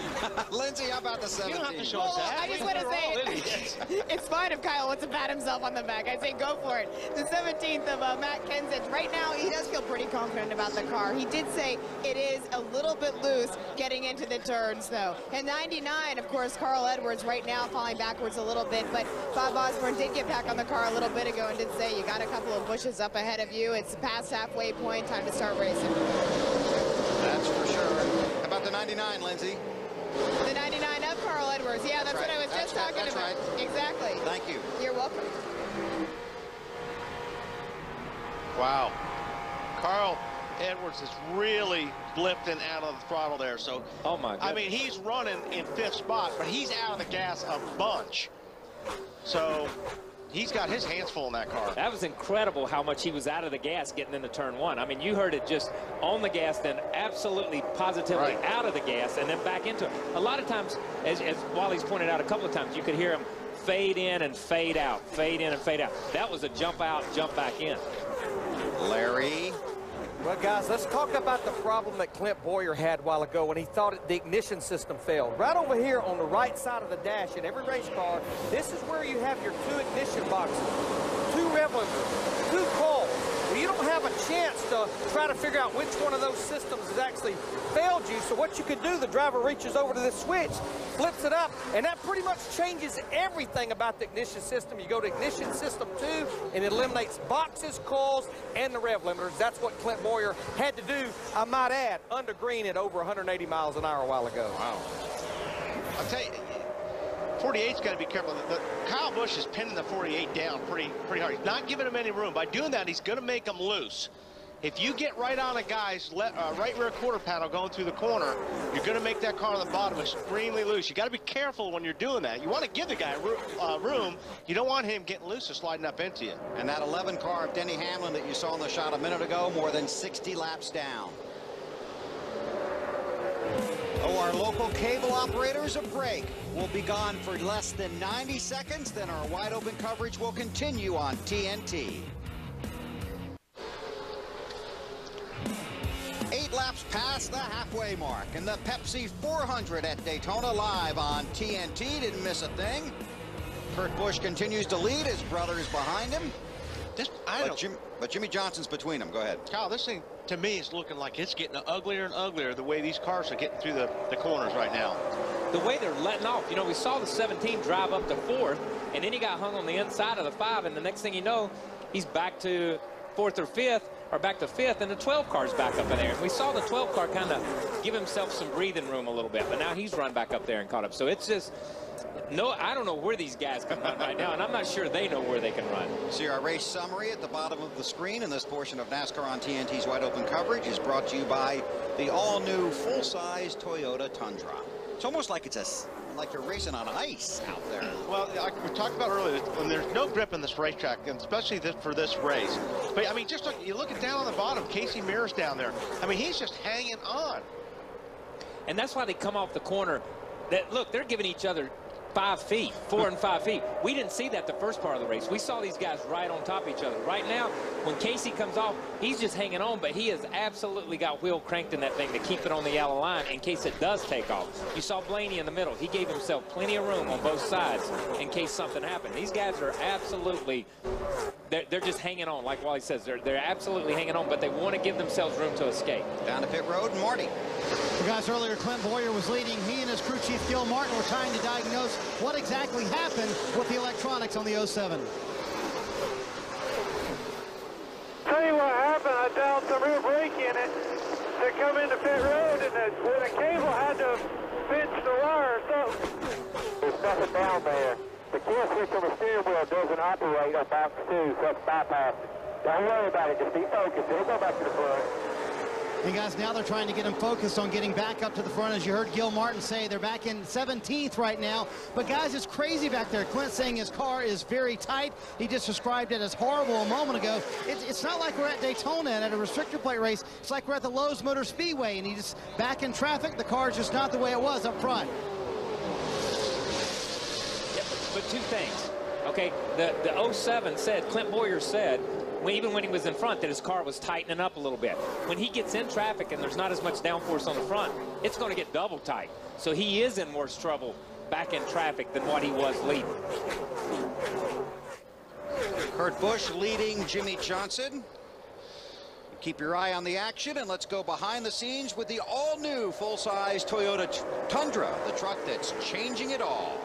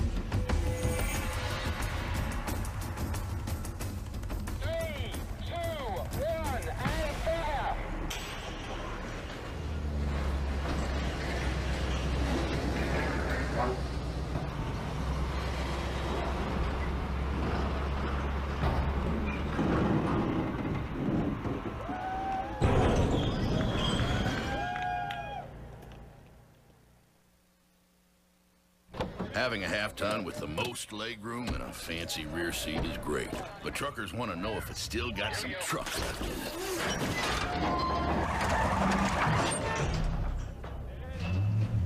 Put it this way, if it'll drop our pull 6,400 pounds of dead weight, towing 10,100 pounds is a walk in the park.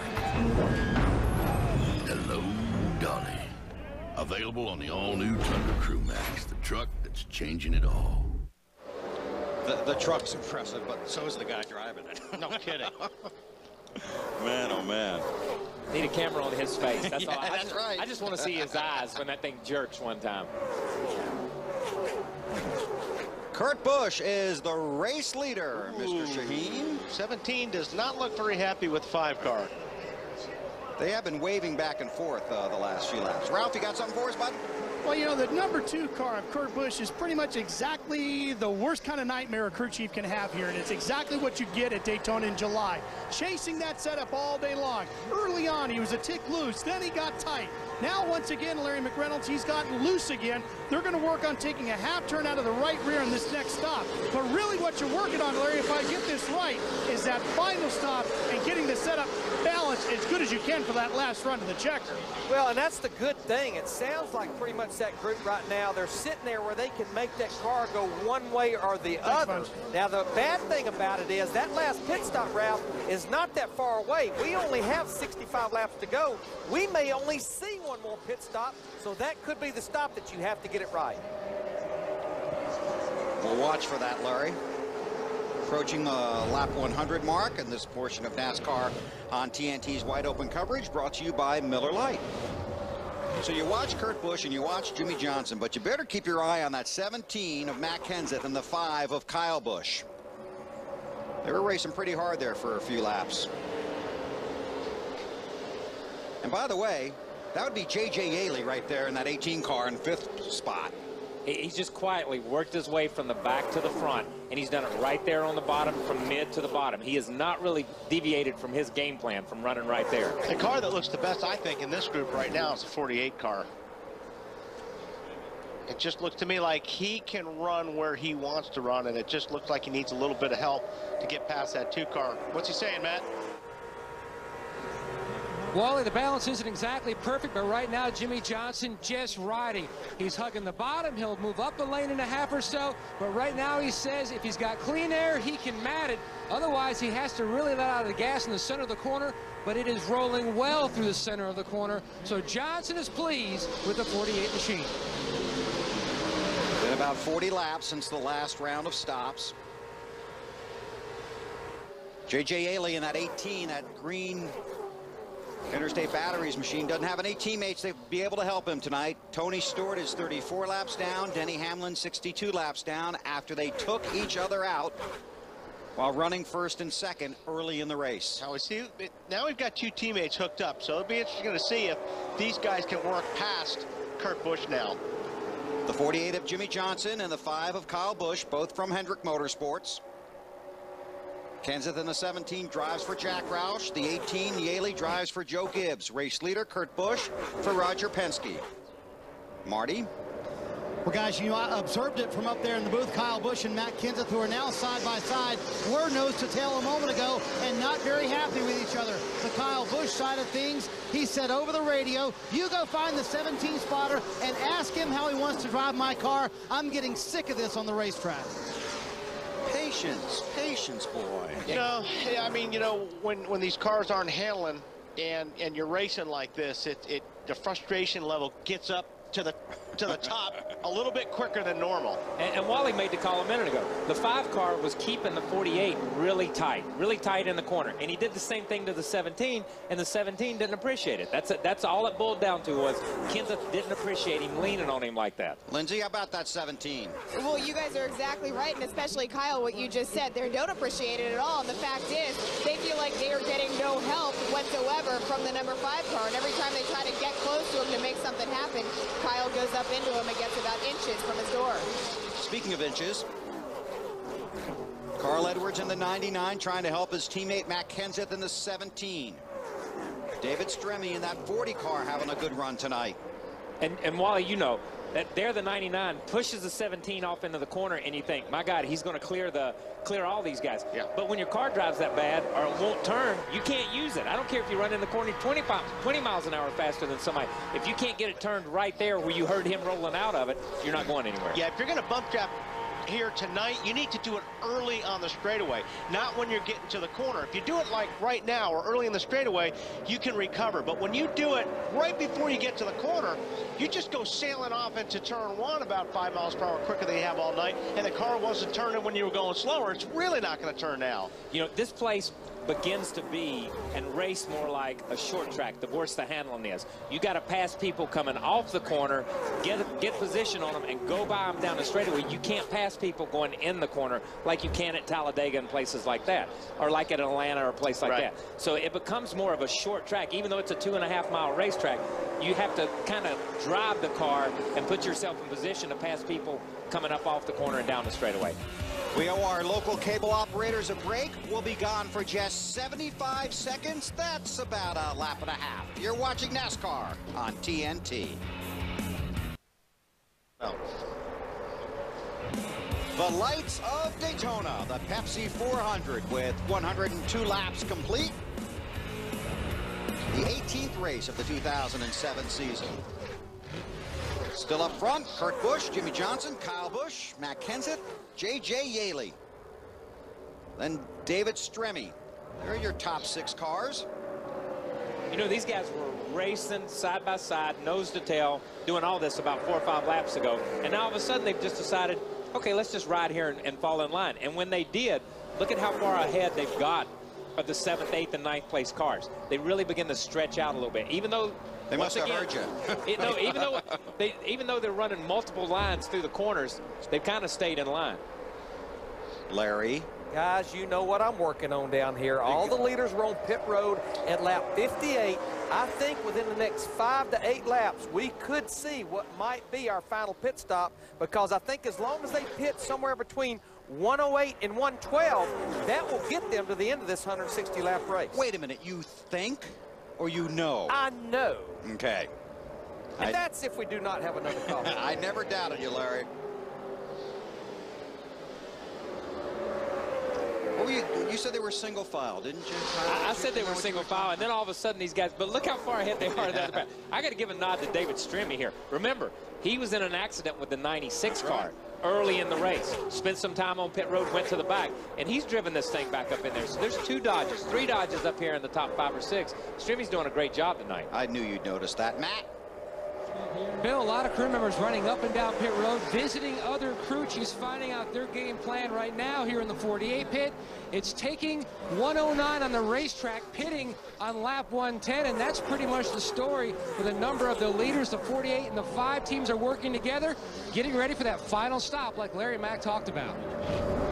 These boys are not playing nice. Well, I just noticed the 17 went after the 5 and did his best to get him loose between 3 and 4 right there. Yeah, the 5 and the 48 may be working together, but 2 teams that aren't are the 17 and the 5. I'm going to tell you. They're working together on wrecking each other. Exactly. Right now they're working on each other. That's what they're doing. This portion of NASCAR on TNT's Wide Open coverage being brought to you by Subway Restaurants. Kurt Busch in the 2, the Miller Lite ride right at the front there. And there you see the 2 we're watching, the 5 and the 17. The 5 is Kyle Busch, the 17, Matt Kenseth. Jimmy Johnson in that 48 has the 2nd spot for a moment. But you know what? If that 5 car will pull the 17 car up, they'll become best friends. You know, you can hate a guy for about 5 or 6 laps, but if it works in your favor, all of a sudden you're good friends. Yeah, we'll see. David Stremme to pit road. We knew these pit stops were coming. Lindsay. David Stremme's car is in, and you see they're working on the right side tires. David had said his car was a little bit tight. Right now, he's just thankful to be able to be in this race. He had his best career finish at the Daytona 500. He ended up 11th in that race. At the time, it was his best. David is away. Field on the backstretch heading into turn 3. Larry, what are you thinking? I just wanted to ask Kyle, or make a statement to Kyle. Kyle, the next time John Andretti or Bobby Labonte tells you their car's loose, show them a video of the 5 car Kyle Busch here tonight. That car has been loose all night long. I was just getting ready to say, Larry, when you said that, that would be a simple video to show, because you can pick any lap and he's going to be sideways somewhere out there. But you got to give the kid credit. He is a talent like we hadn't seen in the sport in a long, long time. And I said it before, my father said he's probably got more natural talent than anybody to come along since Tim Richmond. And I think that's the reason he can pretty much write his ticket as far as where he goes and drives a race car for 2008. Those are the leaders going by Scott Riggs, who is out of power on the backstretch. And you heard him say turn in at the chicane, but Scott was turning in coming out of turn 2 down there. So hopefully he'll get out of the way and we won't go caution, because if we go to caution, the guys that have already pitted are in a little bit of trouble.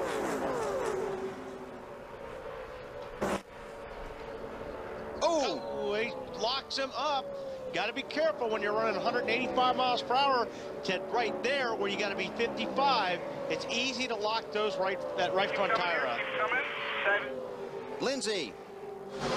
And the 17 pulls in. Their plan is to give him 4 tires, give him fuel. Matt, like we said before, had been saying that he was a little bit tight, but last time, like we told you about, he pulled too close inside the pit wall. They were able to get those 4 tires on last time, but of course he was late. Back behind him, 99 of Carl Edwards. Carl comes down into his pit box. His plan, after being a little bit too loose, is to get a little bit of a better track position, guys, obviously. Ralph. Well, the 26 of Jamie McMurray has been working his way back up through the field. He's taken 4 tires of fuel. He's a tick loose. He's trying to break back into the top 10. And there you see pit road, a busy place, and Kurt Busch. That thing was locked up for 100 feet. Doesn't matter, they're pulling it off. Ralph, here he comes. They count Kurt Busch into his pit box. The plan here is to go a half round up on the right rear. I talked to crew chief Pat Tryson just moments ago. He does not think this will be their last pit stop as they swing around to the right side, Matt. Ralph, significant adjustment for Jimmy Johnson, Chevrolet, both wedge and track bar adjustment, trying to free him up. Mike Knauer signifying that they are full of fuel, and he's away. Marty. Further up pit road, Kyle Busch leaves pit road. His car is actually tight in the middle of the corner. When it comes off the corner, it snaps a little loose, half a round up on the track bar, and what probably is the last stop of the day. Clint Boyer leaving pit road as well. They wanted to try and take 2 for the track position, but Gil Martin told me just can't afford it right now, had to take 4 tires. 24 cars, Jeff Gordon up front. He said his car is extremely tight. Tried to stay with his teammate Jimmy Johnson early in that run, just couldn't do it. Air pressure and wedge for the 24 car, Jeff Gordon. Lindsay? And the 25 of Casey Mears on pit road right now. Casey Mears has said his car a little bit loose. They're right around working the left side tires right now. Bill? Thanks, Lindsay. All these stops occurring now. 110 laps are complete. These stops coming under green. Matt?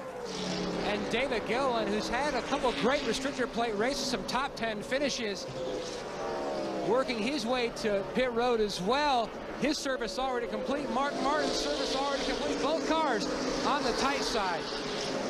And this is really going to stretch the pack out, I think, big time right here after these pit stops. It always does. The green flag stops for whatever reason. If guys are running, that was an incredibly close call right there. But the green flags, the guys that are running first, second, third, and fourth, they come out together. The next group comes out together. But for whatever reason, they're always a second farther behind, or 2 seconds farther behind. Okay, now we saw Jeff Gordon coming off of pit road. Let's go back and watch his stop and listen.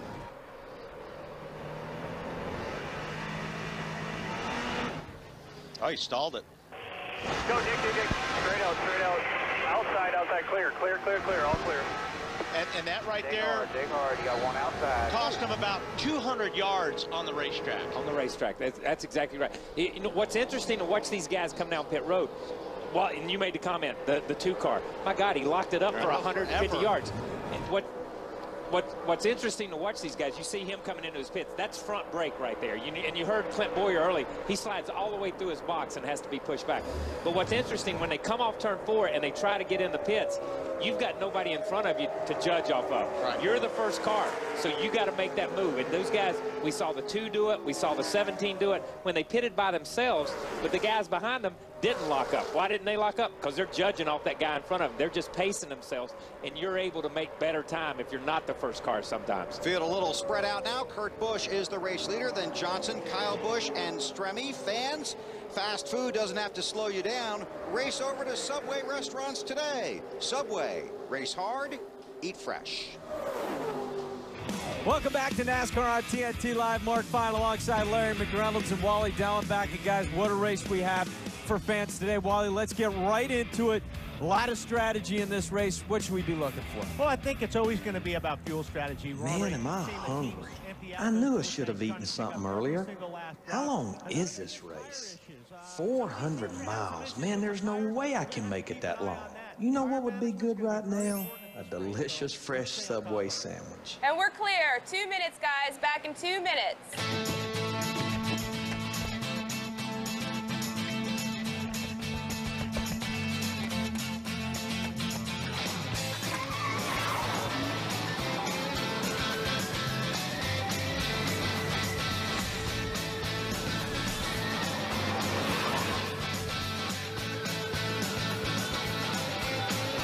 Hey, guys, give me the usual. Make it fast. Sure thing, Mr. McReynolds. Coming right up. Don't forget the extra veggie. You got it. Remember, I love mustard. There you go, sir. Great job. Gotta go.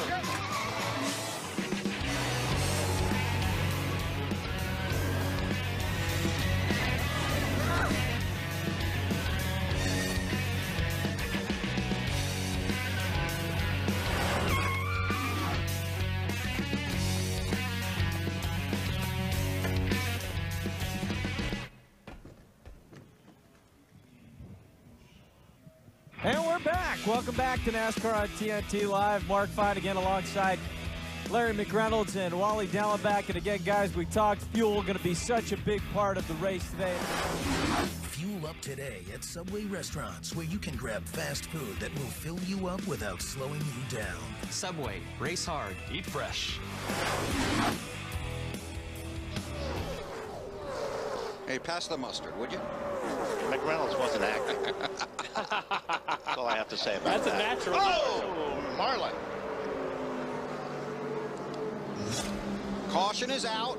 Wow. Oh, there's the follow-up wreck.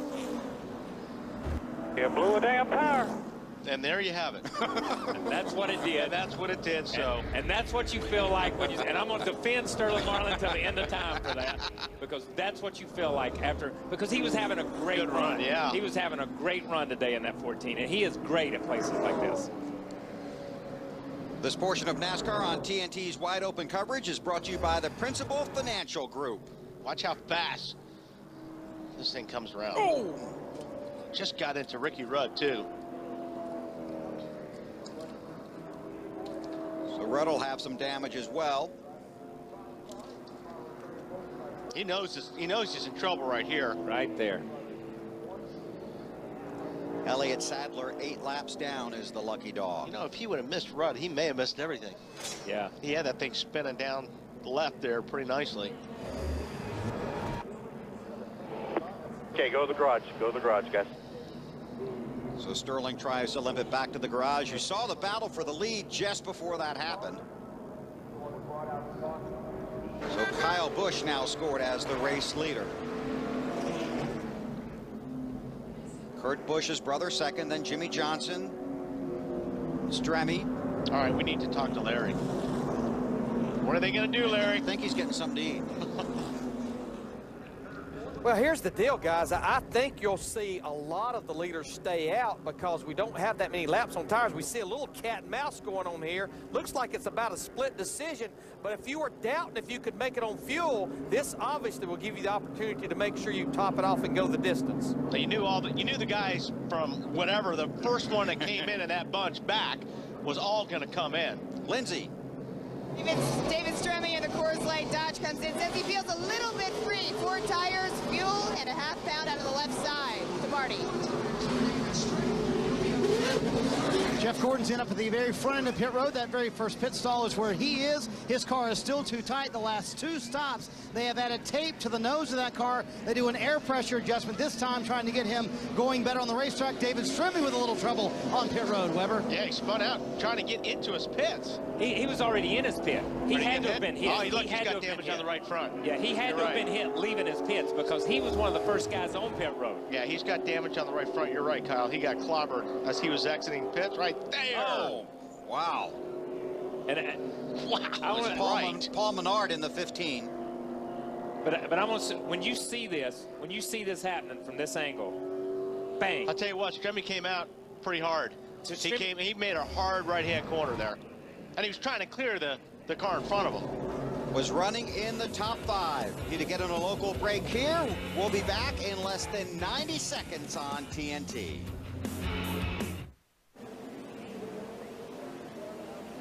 Mark Fine and Larry McReynolds with you now as we are still under caution here in Daytona. The Pepsi 400 time to check your Pepsi leaderboard now. And the Busch brothers up front in this one with 43 to go. Kyle Busch and Kurt Busch, both 1 and 2. And we're going to take a look at a little race recap for you as well. Didn't take long, Larry, for issues to happen in this race. Casey Kane and Jeff Green into it lap 3. No, we didn't get started good, but the good news is they kept working on this 9 car of Casey Kane. He has now worked his way back to the top 20. Lap 14, couple of teammates getting into it. And these guys were leading the race, and based on their interviews after this wreck, I think Joe Gibbs make a little trip down, talk to the boys about teamwork. Yeah, they were not getting along, that is for sure. Jamie McMurray, 3rd time he's led laps this year, and he's black flagged, and not obviously happy about that. A drive-through penalty under the green, but he got back on the lead lap, and now he's up in the top 10. Kevin Harvick and Juan Pablo Montoya. Harvick's guys were telling him watch out for that guy. He had issues in the Busch race. And then Sterling Marlin, lap 116. This we just saw a short while ago. And now we've had problems on pit road as well. But that was a shame on Sterling Marlin right there. His 51st start at Daytona, and he was running up at the top 10 when that happened right after a green flag pit stop. All right, let's get it down to the pits now. Marty Snyder standing by. Marty? Well, Mark, for the leaders up front, a lot of debate as to whether or not to pit that last time for Kyle Busch. The decision was to stay out. Here's the radio traffic. You sure? Yeah, bud. I didn't think we could go that far on 22-gallon cells. Yeah, we're good. Wait a second. We used to have 13. Oh, it's all making sense now. It's all making sense now. And back last year, they had 13-gallon fuel cells. Alan Gustafson up here on top of the pit box. The decision was to stay out. Any doubt in your mind at all? No, we're good on fuel from there. That's only 4 green on our tires, and that would have cost us about 10 spots. This Kyle's CarQuest Chevy's been running real good. Pit stop's been good. Kyle's been doing a well of job driving the wheels off that thing. So we'll just click off these next 42 here and see if we can't get us another win here at Daytona. I assume you want to keep that 48 right on your bumper, but also he has his brother back there too, so it seems like he's got a lot of help. Yeah, I think we'll have a lot of help to about 5 to go, and then they'll go away. So. A lot of help until 5 to go. That's always the case, right, Larry Mack? Yeah, absolutely. I mean, I totally agree with Alan Gustafson because he was on pit road at lap 109. This caution comes out about lap 114 or 115. We've talked about the safest places out front. We just need to make a note. These cars hold 19 gallons of fuel, and with that carburetor restrictor plate, especially in a draft, they get about 7.1 miles to the gallon. I think a lot of these guys can easily go 50 laps, especially with saving fuel under these cautions. Is he thinking again? I'm working my calculator. I'm good to go. You're not backing, that beeping sound, that isn't you backing up, is it? No, but it's me just finishing my Subway sandwich. Oh, okay. Top 8 cars did not pit. The lights are out on the pace car. Get the green this time by Kyle Busch, Kurt Busch, Jimmy Johnson, J.J. Yaley, Ryan Newman, Casey Mears, Mark Martin, and Brian Vickers stayed out. The top 8. This portion of NASCAR on TNT's Wide Open coverage brought to you by Nextel. Pace car to pit road. Restart right about there. Green flag goes in the air. 41 to go. I think you'll see some guys trying to make a move here. Got 41 to go. Patience is running out. And the way these cars are handling, and as much track as you're going to need after you get 25 or 30 laps on these tires, Kyle, I think you're going to want to try to get as close to the front as you can. Yeah, and we saw it right there on the restart. These guys flared as soon as they passed the start-finish line. You see guys jump left, you see guys jump right. They got to get it on the restart because that's a perfect call. They got to have the whole racetrack 20, 30 laps from now.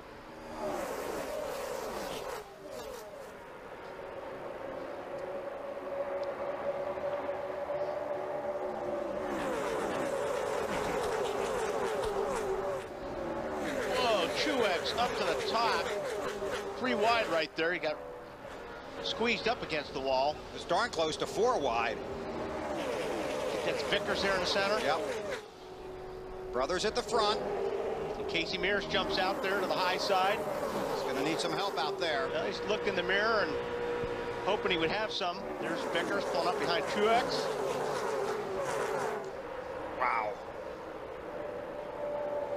Kyle Busch in the 5, Kurt Busch in the 2, then Jimmy Johnson. Is that McMurray right there in 5th or 6th spot? That Welcome back. Car? Yeah. Well, we said he was going to make it to the top, and he did. Was black flagged earlier in the race for passing below the yellow line. This is what we were watching a moment ago. Yeah, just especially coming off a Ford, just things narrow up a lot. Cars are jumping around. Yeah, this will look tighter from this shot. There's Devlin on the outside, still in the middle.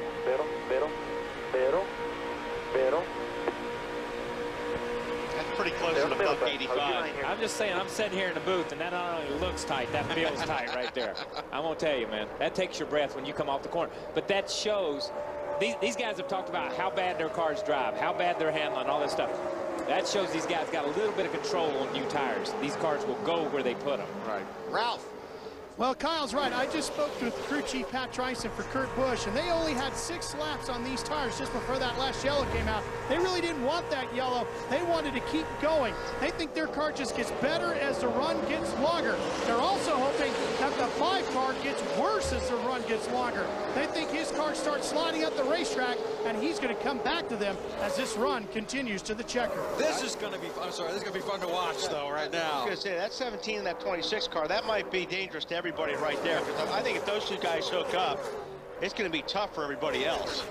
You know, and they can hope that 5 car gets worse all they want to, but as that 5 car gets worse, Kyle's talent gets better. I'm going to tell you that because he just gets better and better the worse that car drives. Kyle Busch won the Busch race earlier today. That was 250 miles. This one's 400. He's behind his brother. Those are teammates in the high groove. The 26 of McMurray and the 17 of Kenseth.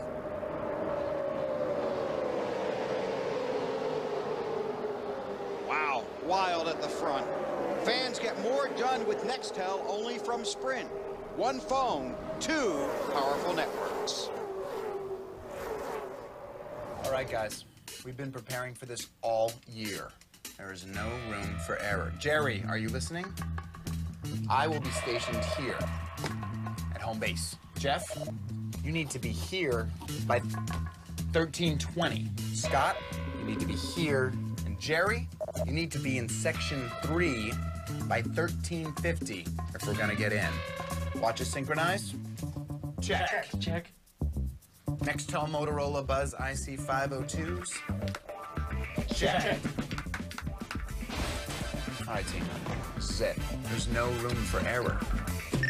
Gentlemen, this is home base. What is your position? Alpha 1, in position. 4 hats, 4 shirts, secured. I'm en route. Beta 2, all systems go. The food is in the bag. Gamma 3, status check. Hey, Beta, Jerry, checking in. What is your status? I'm in line. I will have the tickets in just a minute. Over and out now. Jerry, this entire operation hinges on your success. What is your status? Where's Jerry? He hasn't checked in yet. Jerry, status check. What is your status? Gamma 3, status check.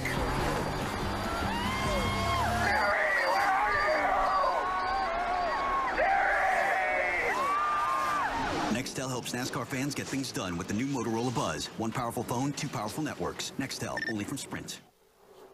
Starting to get rough. Sure glad you didn't have to miss that. Starting to get rough. It's Clint Boyer in the 07. You saw the contact. But you know, the thing is, one lap you go down there, your car sticks. The next lap you go there, your car doesn't feel the same. And by the time you get back again, it's a totally different car. That's where these tires are so special. And that's why you want them. But I mean, my God, these guys are hung in this position right now. They got what they got. Yeah, I think you see Mears there on the point. I don't think he wants to be there right now. I think he'd like to get out of the middle and get either in the high line or the low line. And anywhere but where he is, yeah, right? The middle is not good. Larry? Oh, boys, the guy that started on the pole, Jeff Gordon in that 24 car, looked like when this race started, he kind of found him a place back in the field. But now at 34 laps to go, Big Daddy's on the move. I'll tell you what, though, McMurray's also another really good story in that 26. Wow. Kyle Busch trying to take second. It's McMurray in the 26. This portion of NASCAR on TNT's Wide Open coverage is brought to you by NASCAR Hot Pass, only on DirecTV.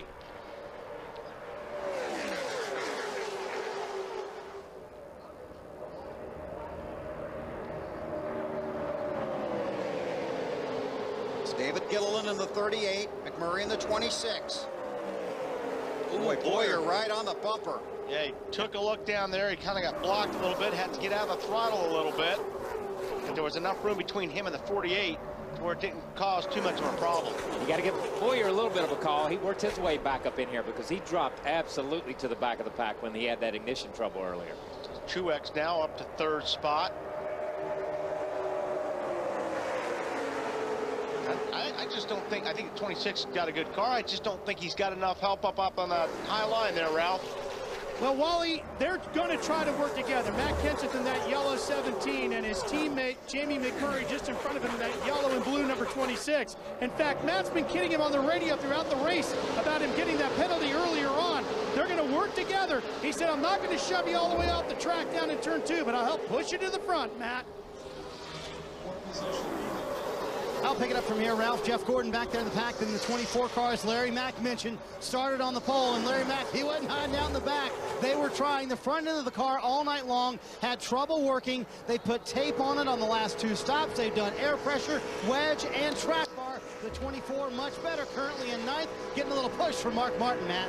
Marty Jimmy Johnson not giving up the bottom. He is hanging with it. And really, the decision was to stay out. He was one of those cars that didn't pit because they didn't want to take a chance of having some kind of incident on pit road that happened to David Stremme right now. Just being patient, waiting until the final few laps. Hard to be patient right about now. Yeah, it really is. You know, getting back to what we were talking about between the 17, I don't think the 17 is good enough to help the 26 right now.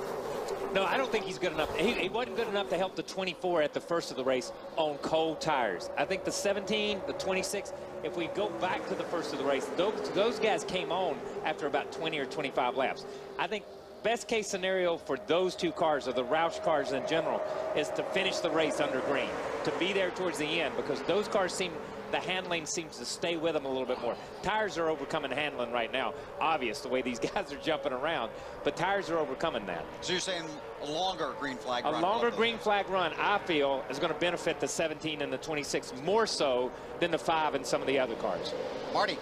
Well, guys, up front, Martin Truex Jr. has found his way to the front. Midway through this race, he said the car won't run anymore. He was wondering what was happening. Well, what happened was he fell back in the traffic. Once they got back up front, the car has come back to life for Truex. I talked to him yesterday. He told me he left here in February feeling like he left some unfinished business at Daytona. Had a car that could finish in the top 5. Running up front right now, maybe he might win again, guys.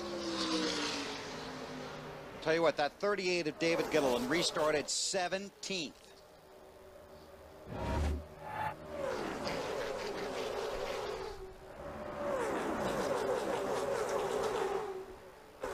You know, we talk about the Busch brothers and their problems at Charlotte. You have to watch them here at the front, too. Kurt, the race leader, his brother Kyle right behind him. Matt. Bill, a lot of drivers will tell you just get to a certain point in your career and it's almost like flipping a switch. Things just come together, and that's what's happened, what Todd Parris says with David Gilliland. He says they've gotten a lot better in their communication, and he's gotten a lot smarter as a driver. Last year they ran races. Oh, trouble, Matt. Stuff up. Juan Pablo Montoya, Bobby Labonte in the 43. A lot of guys dodging traffic back there. Caution is out. Inside of 30 to go. John Andretti. All right, take it easy. Slow down and take care of the tires. You're not that bad. We'll fix the fenders. Keep going here, okay? Don't blow the tires out. Billy Wilburn, crew chief for John Andretti. John was running in the 27th position last time by. Ooh. Oh! Montoya with the wild ride. Who was at the hit of the wall first? I think, did Labonte get into somebody? Yeah, no, it looked like the 00. Got into the outside wall. Bobby, it looked like there he stayed up top. Well, but he was already wrecking there. But yeah, that was just a chain reaction. And Bobby turns left and checks up, and then Montoya just runs all over him. David Rudiman. But Montoya's got no place to go. Let me be clear on that too. It's not that he ran over him. But he did. Yeah, literally. What part was it where there's a lot of damage to that 43? You can see that. In front of you, James. Go high, go high, go high. That's Earnhardt there, isn't it? That's Earnhardt again. That's the 8 car again. He's having a wonderful night. Yeah, 26 laps down, having all kinds of fun. That's why when you're 26 laps down, you don't want to be running in a pack, because you just get gathered in somebody else's stuff, man.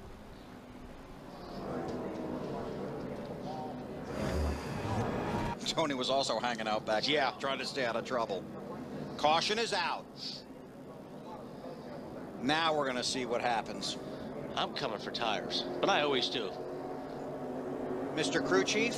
Guys, it's nights like tonight that I'm glad I'm up here doing a little bit of broadcasting, because this is a tough decision. We have 31 cars on the lead lap. We're going to have about 25 laps to go. Right now, those guys that stayed out on that last caution, like Kyle and Kurt Busch, David Gilliland, Martin Truex Jr., now they're getting to 18 laps on the tires. And Kyle and Wally, you know it's not that fresh tires will help the speed of the car. It just helps you be able to maneuver. And trust me, when it gets down to the end, you better be able to maneuver. I think we'll see a split decision. I think we'll see some cars on pit road. I think we'll see some guys that follow the leaders down pit road. I think we'll see them stay out, because you know what? It's the only shot they have to win a race.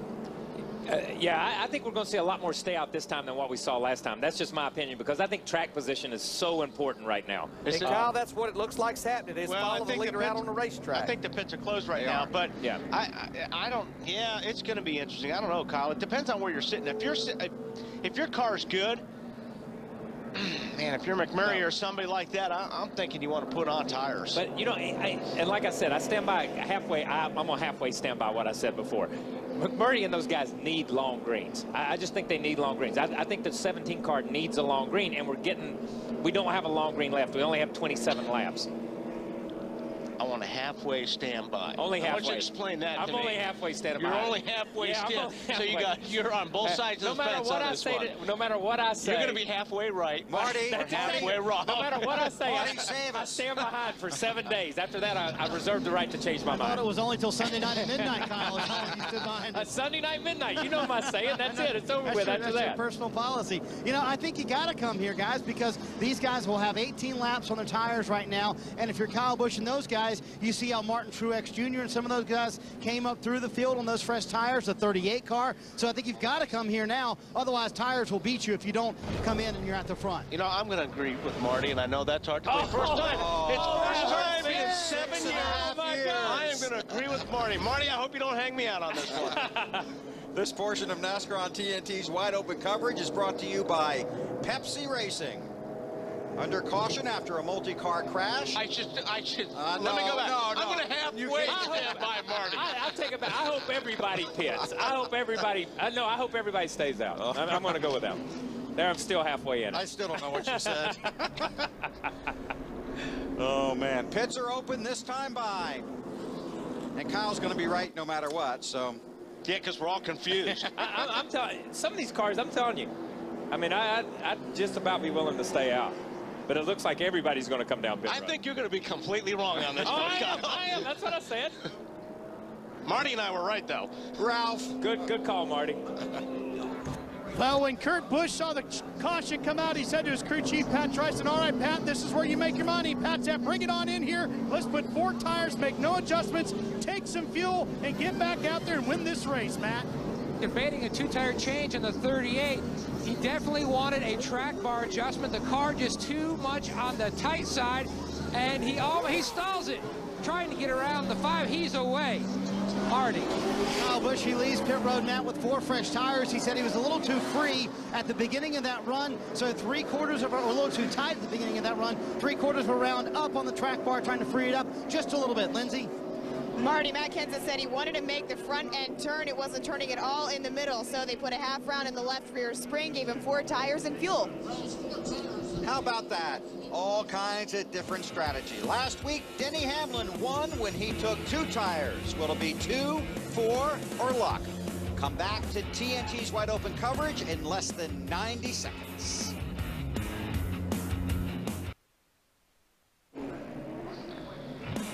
Still under caution here at the Pepsi 400 at Daytona. 25 laps to go. For 10 years, Pepsi and Jeff Gordon have been a winning combination. Let's race down memory lane and victory lane with the 4-time series champion. Pepsi and Jeff Gordon, 10 years running, 10 years of winning.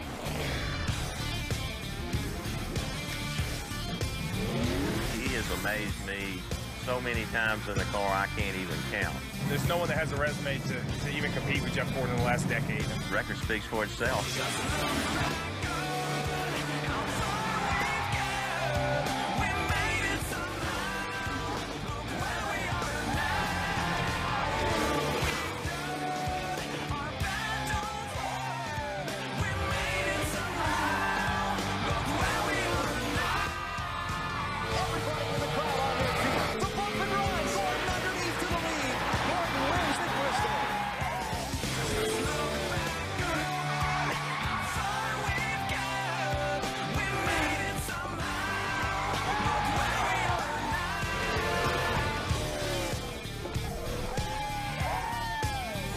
Jeff, congratulations on 10 years with Pepsi. You deserve every bit of the success you've had. That's a long run and a lot of successful time. Jeff, thanks for a great 10 years. Here's to our next trip to Victory Lane.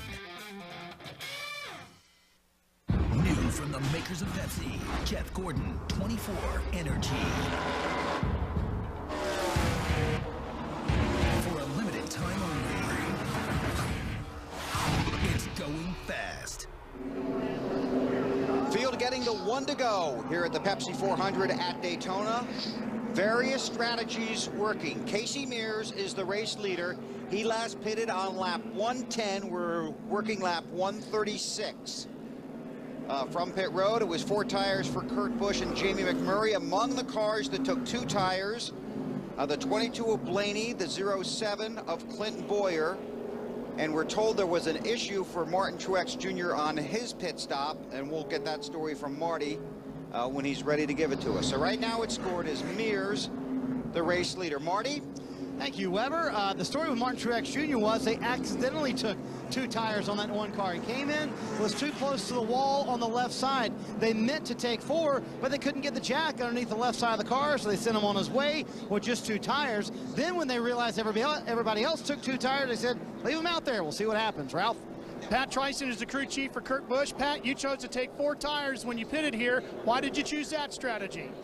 Historically, 4 has really been an advantage here at Daytona, and Miller Lite Dodge has been awesome all night. We didn't want to take a chance of putting 2 on and getting too tight. So hopefully Kurt can get by these guys pretty quick, and we can, us and hopefully Kyle and a couple of those guys get away from all those guys, and we put that Miller Lite Dodge in victory lane. Bill, they dropped back to 6 with that pit stop, but they're hoping they got a good car ready to go here. Thanks, Ralph. And look at that car in 2nd place. Casey Mears. Casey Kane. Casey Kane, I'm sorry. Casey Mears is the race leader. Casey Kane in 2nd. Got the damage there on the left front from the first caution. That's right. Him and Jeff Green got together going into turn 1. Mears and Kane did not stop under this caution. You're going to see guys scrambling right now with different tires and everything like that. With 24 laps to go. They got to scramble now. Every restart from this point on. Oh, there counts. it goes. Looks like Blaney may have missed a shift there, the way some of those guys started out underneath him. And Gilliland almost ran right over Martin Truex.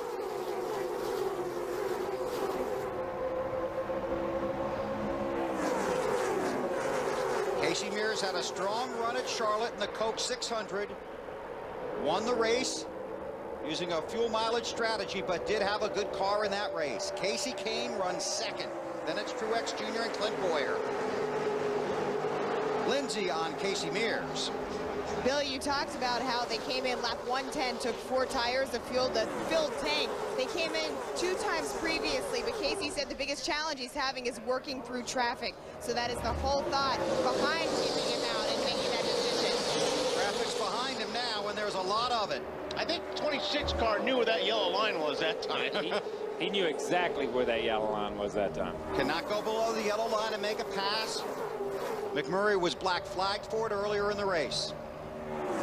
Has worked his way back up to the front.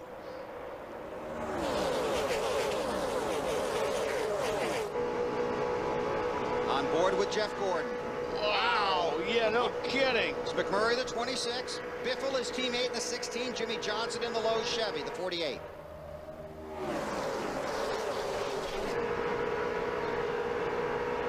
Pretty much, yeah, go ahead. I was just going to say, this is where the teammates need to start finding each other and working with each other. There you got 4 Roush cars down on the bottom. But this is where the cars are working well, oh, so the inside line is the fastest line, and they're hung on the outside. And on new tires, we've talked about it, we beat it to death. There's just so much grip there, you can run on the bottom. I've been impressed that Casey Mears and Casey Kane have been able to hang on the 1st and 2nd for the last couple of laps. But it's going to get to the point where one of these guys on the bottom, Kyle's got to lift because his car is going to slide or something's going to happen, and that outside line will then shoot by him. Well, there may be 3 or 4 lines before we get to that point, but these guys are just trying to get away from the 25 and the 9, to tell you the truth. Casey Kane hanging on there in the 9 car. He's going to lose a lot of spots there. Mears is trying to make his car about 30 feet wide. B20 to go this time by. See Kurt Busch there in the 2 car got in between the Roush train there on the bottom.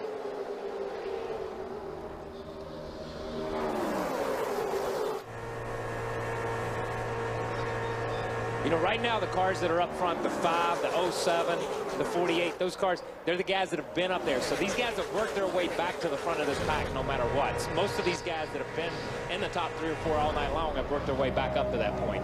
But look at 07 on the outside here. He's just drove up on the outside of Casey Mears and those guys. He's just got a really good run and jumped up on the outside. And now that inside line, you see Casey Mears' car just kind of twitch a little bit there. Side by side for the lead. And this is where you start finding out who your friends are too. This is the part of the race where you're starting to run with guys, and you're wanting to see who's going to run with you and who's going to mess with you. Well, and 5 Car's been messing with everybody, but he's got probably one of the best cars in the field. Clear. You're clear. All right, you're clear. By about 5. Now, when I tell you something, let's do it right away. Don't hesitate on me. Yeah, Marty, I was about to say the same thing to you, too. Yeah, exactly right. Clint Boyer back out in the lead after he fell back after that electrical problem midway through the race, was back in 19th at one point. This is the same exact scenario they tried earlier in the race. 2 tires, about 14 laps on his left side tires. Boyer out front once again, Bill.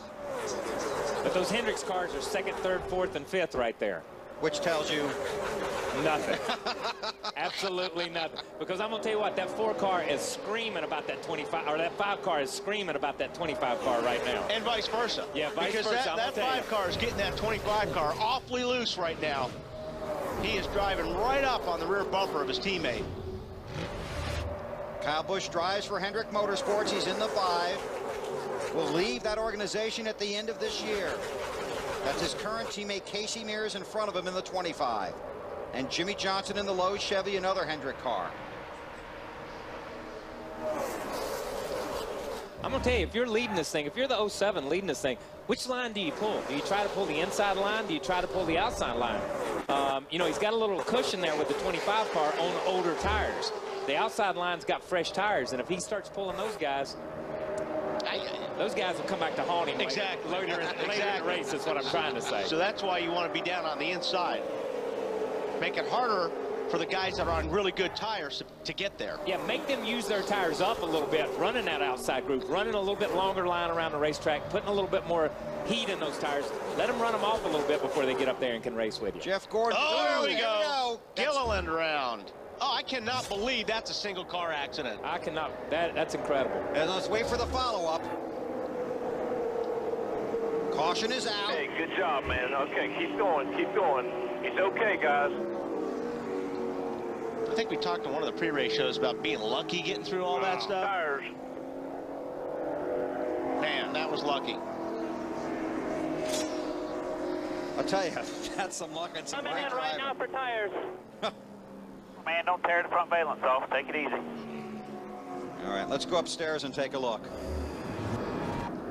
Now you see him in the center there. Biffle down on the bottom. Biffle going to slide up and get him. No, he just lost it right in the middle. Oh, just lost it. Oh, look how close he came taking Biffle out. Almost got Edwards, too. I'm going to tell you, right into the door of Blaney here. You see this thing get out from under him, and he turns right up into Blaney. Boom. Caves Blaney's door in. And Blaney's car never even looked like it moved from the helicopter. It looked like it just drove straight. John Andretti in the 45 car, the lucky dog. Again, you're watching right here.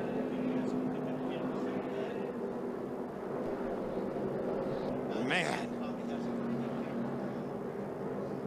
I don't know how you react that fast. I really don't. There is no reaction. I don't think there is. When something happens that fast and it's in front of you, there really is no. You don't have time to stab the brake or stay. You're already in the gas wide open. Remember that. These guys are already flat-footed. They can't go any faster to try to avoid this. If they slow down, they know they're going to get run over. So you just kind of pick a line and you go with it. And that's where the spotters are so critical to help these guys. This is On Board with Mark Martin, Principal Financial Ride. The wreck right in front of us, man. Keep digging, keep digging. You see how he got through the wreck before the spotter even said anything on that deal. So sometimes it happens so fast. You like he did a good job. He kept the car straight, but good job. What are you going to do? Slow it down. Caution down. Like Kyle said, you don't want to jump out of the gas. You don't want to get on the brake because you got guys running all over you. So you just got to kind of roll out of the throttle and hope that the wreck is gone by the time you get there. Let's check in with Marty. Well, let's talk to Gil Martin, crew chief for Clint Boyer, and Gil just said he was too old for this. He needed some paddles down here. That scares me because you and I are kind of the same age, Gil. Oh, I know this has been an exciting night right here. The car has been really good. It's gone from the front to the back, and now we're back to the front. But I'd sure like to win this thing the last time in the Monte Carlo here because, I mean, for Jack Daniels and for this whole team, I'm so proud of everybody in the fab shop, the engine shop. They've done a great job, and Clint's doing a good job out there, too. We're gonna stay on him, coach his way to the end right here, and it'll be what it is. Clint's last words to the team a moment ago. We're gonna win this thing. Nobody's getting by us. Lindsay, Bill. Thanks, Marty. 54 career starts for the one car wanted 4. Yeah. He took 2, and that didn't work out for him. He took 2 as long as he could take 2. Yeah. Let's just put it that way. Let's take 2 and call me when I can get 4. Isn't that how it works? It's Truex Jr. Okay, Lindsay. Thanks, Bill. I'm here with Darian Grubb, Casey Mears. Darian, you chose to stay out. What has your strategy become now that Casey's running second? We've been getting just a little bit tight on long run all night, so we're a little bit free. We've been going from 25th to 10th all night. These guys have been fighting really hard. National Guard GMAC team's been doing a really good job in the pits. We just need to get that track position. Since we were getting tighter and tighter as the run goes, we started out front. We're a lot freer out in clean air, so we're just hoping that's going to help us out and keep us there. Darian Grubb hoping to help Casey Mears get his second win of the season, Matt. Lindsay on top of the 48 pit box, and you have to be impressed by the leadership and the great job that Ron Malik has done in the absence of Chad Canales, and also a great job calling the race by Lance McGrew. Your driver at one point said he went by the 9 car, and it was just insane how quick. How nerve-wracking for you sitting on top here and watching it all on TV? Well, I mean, those guys have the nerve-wracking part. I just get to sit here and enjoy it and listen to comments like that. But I tell you what, this Lowe's team, Chad Canales is simply one heck of a race team here, and these guys are solid, and I'm just happy to be able to have the opportunity to sit in this chair and make a few calls with the help of Ron and all these guys. It's pretty amazing. As crazy as it has gotten for the past 15 or so laps, and you've got a bunch of Hendrick cars up there, have you guys had your spotters talk to each other, trying to work a little more together? Well, I mean, it's a little late in the race for team orders, so it's every man for himself. Everybody here, you know, that's one thing. There's no team orders at Hendrick. It's within the last 10 laps of this race. It's every man for himself, pretty much. KP, I think probably the only team orders, please just don't come back with only the steering wheel. And don't wreck your teammate coming for the checkered.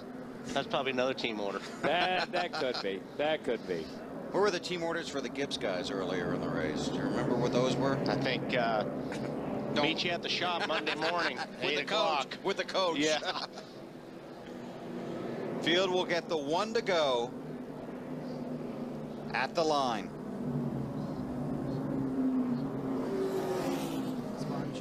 Marty? Yes, gentlemen, the Martin Truex Jr. had to come down pit road, Bill. That accident actually happened with David Gilliland right in front of him. He had to get on the brakes really hard, was worried that he flat spotted the tires. He also didn't like the decision just to take 2 tires that last time. So just to be safe, they came down pit road, put on 4 brand new tires for Truex, but now he's back in the field and going to have to work his way back up through the field. He's going to have a chance to finish in the top 10, running 23rd right now, Bill. Thanks, Marty. Field getting ready for the restart, half a lap from going green, be 13 to go when they get to the line. We're done with all of our branded content for the rest of the evening. So we'll be able to take you to the checkered flag, and you can see the sponsors in the lower left-hand corner of your screen. I want to thank them for being part of our TNT wide open coverage of the Pepsi 400 tonight here at Daytona. Okay, now on this restart, it's going to probably be the most desperate restart so far of the night. Again, if you're going to make up a couple spots, here's the time to do it, if you can. It's like we talked about on the last restart. They get more and more desperate. They start spreading out sooner, faster, farther. I mean, everything's just accentuated in these last few laps. And you'll see here what guys can get away with laying back as much as possible. Because if you can lay back on a guy on the restart, it actually gets you a run so you can pull out and have some momentum going by a guy. Casey Mears in that 25 car has not stopped since lap 110. He's in the 2nd spot behind Clint Boyer, who stopped on lap 134.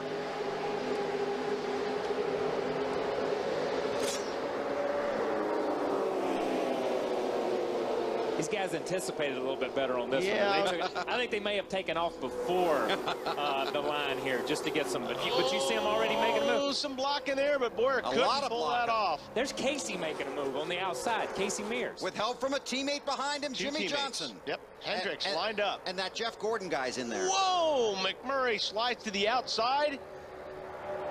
This will be interesting. Wow, Kurt Busch in the 2, right on the bumper of his brother in the 5. Great move by Casey Mears. I'm telling you, that's a phenomenal move on tires that are 18 laps older than the rest of these guys. And he knew if it was going to happen, that's when he had to do it. Trips up in front of his teammate Johnson. Those are 3 Hendrick cars.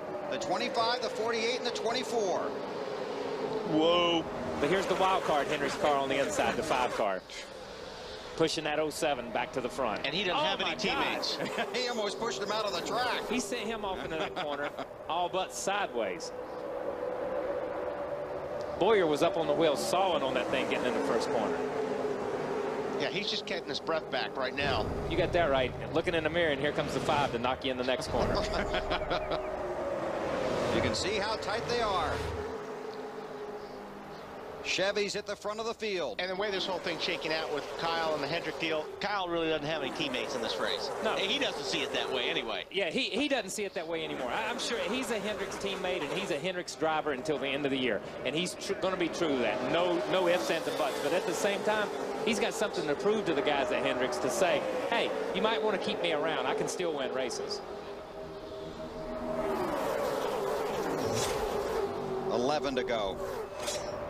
Okay, we'll keep an eye on the leaders here. Let's go back and watch the move by Mears.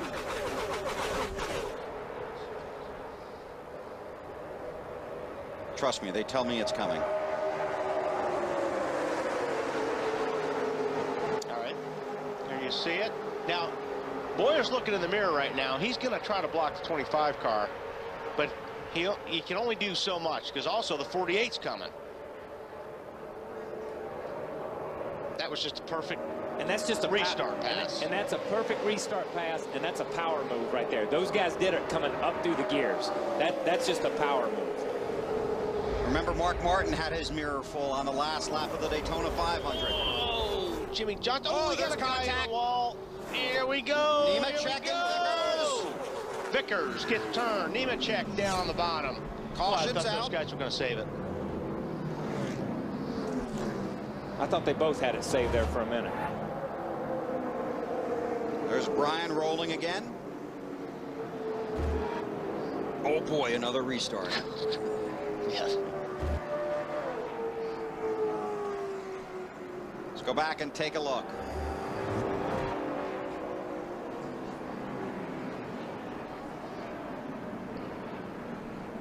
Well, I think these guys just all had a...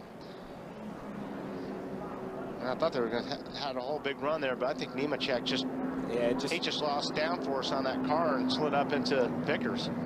Yeah. And they made contact the first time and got away with it. It was the second time overcorrecting that they got up into each other.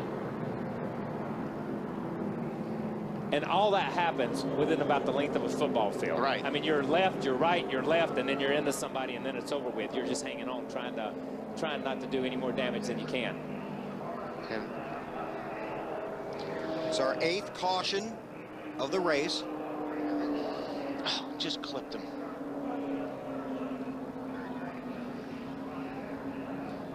So who was in front when it came out? We're told by scoring from NASCAR, car 24. This is on board with Vickers. No help right now. Still 3.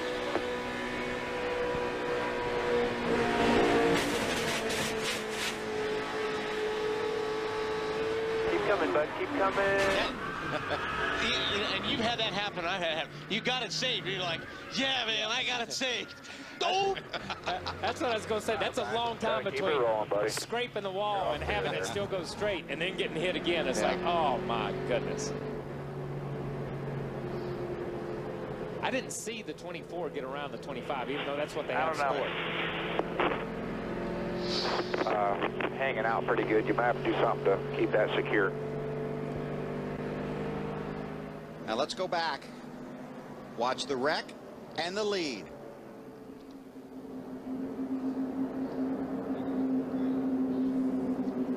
That's Gordon in the 24. On the high side of Mears. Yeah, 24 was past him for most of the way. You know, there was a loop there somewhere.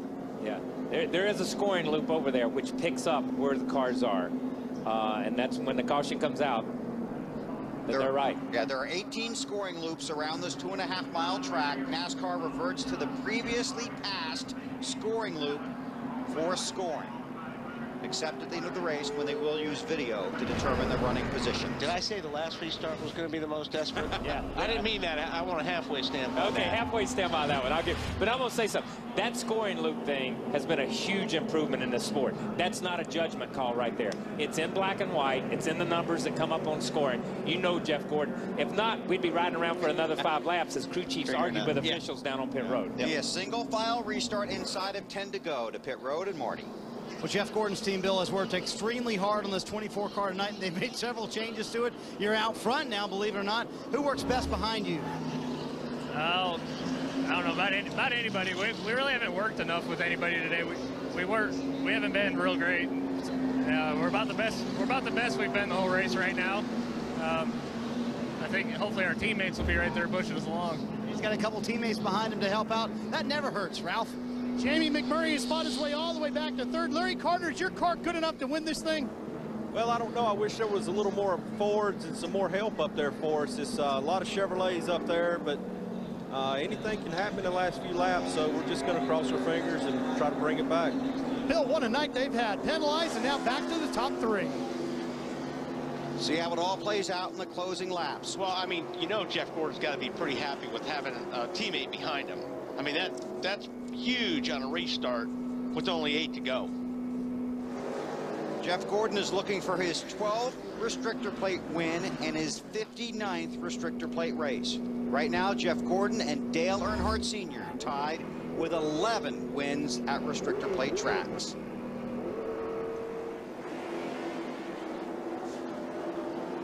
Saw Jeff Gordon with Richard Petty before the race. Richard, 10 wins here. Gordon with 6. He's the race leader. They come to the line. They get the green flag. 7 to go. And you'll see Gordon hung back there. He did not want to get any gap in between him and the 25 car so they could make a run on him. No, he wanted to keep the pack compressed. Closed up. He wanted it where Boyer took off a little early, and those guys behind him got a good run on him and went around him on the outside. I think if McMurray's going to have any shot, he's going to have to jump up there on the high side, and hopefully somebody's going to come with him, but Johnson won't. But maybe the 07 of Boyer could get there. And they've already worked over Boyer going in turn 1, and 2 or 3 of them have got by him like instantly, and that totally catches me off guard because Boyer had been protecting that inside when he was up front. He protected it like it was gold. Chevy, Chevy, Ford, Chevy. You know, McMurray's just going, oh, man. Looking out the windshield, looking in the mirror. Where's Carl? It's all Hendrick cars.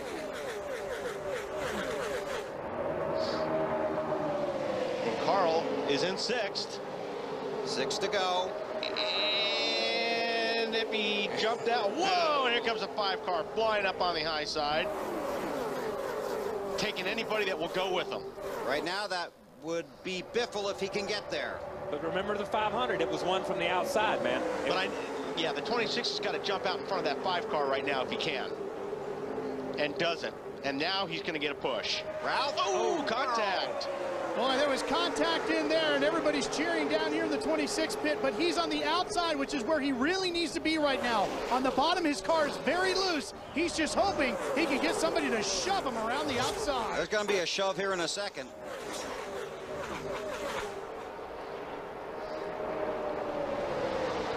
Mayor's the loser. I mean, look at Kyle Busch, she turned left, man. Yeah, right down across the hood of the 48, and he's going to be leading this thing in a minute. Kyle Busch in the 5 car, trying to win 2 NASCAR races on the same track in the same day. How cool would that be? I don't care. That would just be phenomenal. You're fine, you're fine, you're fine. 2 to these guys back here. Now, which way is the 48 his teammate going to go? I was just thinking the same thing. He's got 2 Hendrick teammates behind him, the 48 of Johnson and the 24 of Gordon. Gordon's in the high line behind McMurray. Oh, man. That 5 car loose. And he's still in the gas. He doesn't know any other way.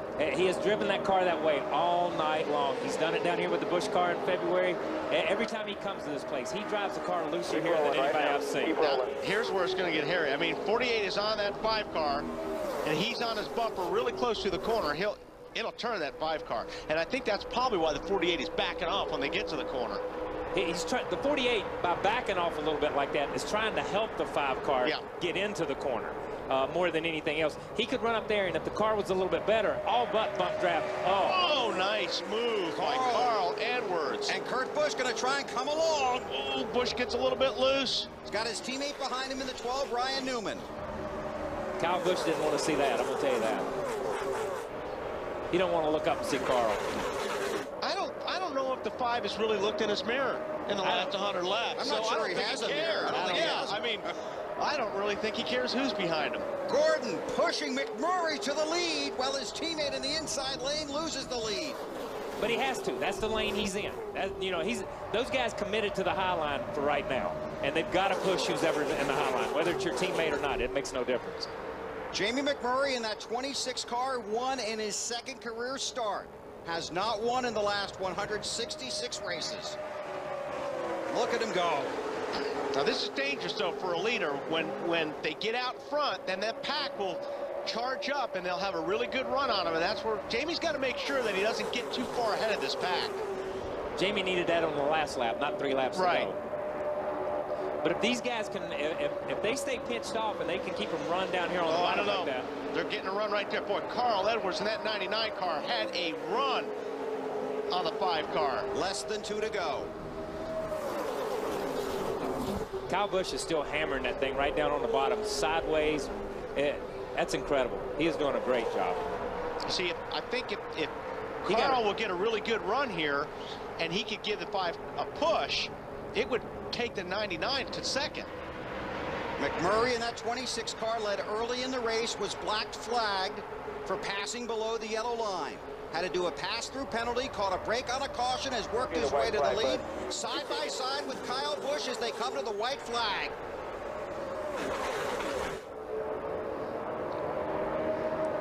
Look at that. That 5 car is strong, man.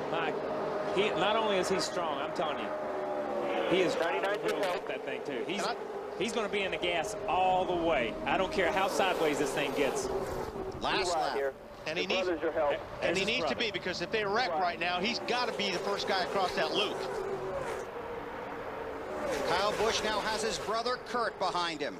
The one thing is Kyle Busch has the inside, and because of where the start-finish line here is, at this place, the inside line is the line if you can maintain it coming out of turn 4. Oh man, I'll tell you what. Will Edwards help his teammate, or will he make a move for the win? I don't know if he'll be able to make the move for the win. Kyle Busch is the guy right here. He's your winner. He's going to have the momentum, and he's going to get to the line. Coming to the checkers. Oh, wow. That was close. I don't know. Waiting for scoring. I think the 26 got him.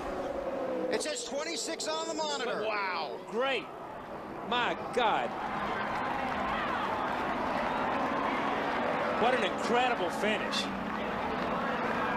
It does not get any. I don't know who. Like I said, that was incredible. I would have bet all the money in the world Kyle Busch had that thing when he came out of turn 4. NASCAR is going to look at the video. The 26 surged right there, right at the line. It's like the Truck Series races that we've seen here in the past. You are the man. Where you think?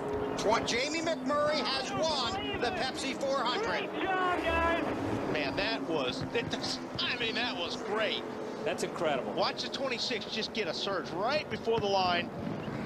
It's his teammate right behind him, Carl Edwards. Right there, the 5 had the advantage, and he had the momentum. And here they are, and you see. Now watch right here. Right there. You see it start to move again. Remember the finish in the 500? How about that? That's good stuff. That's incredible. Jamie McMurray replaced Sterling Marlin after Sterling was injured in a crash. He won his second career start, but has not had much success. He changed teams. He went to Roush. He's gone 166 races without a win until this moment, just seconds ago. And hats off to 5 car. He drove the wheels off that race car tonight for a second place finish. Last race at Daytona for this car, and this race will be remembered for how well the cars did and the drivers.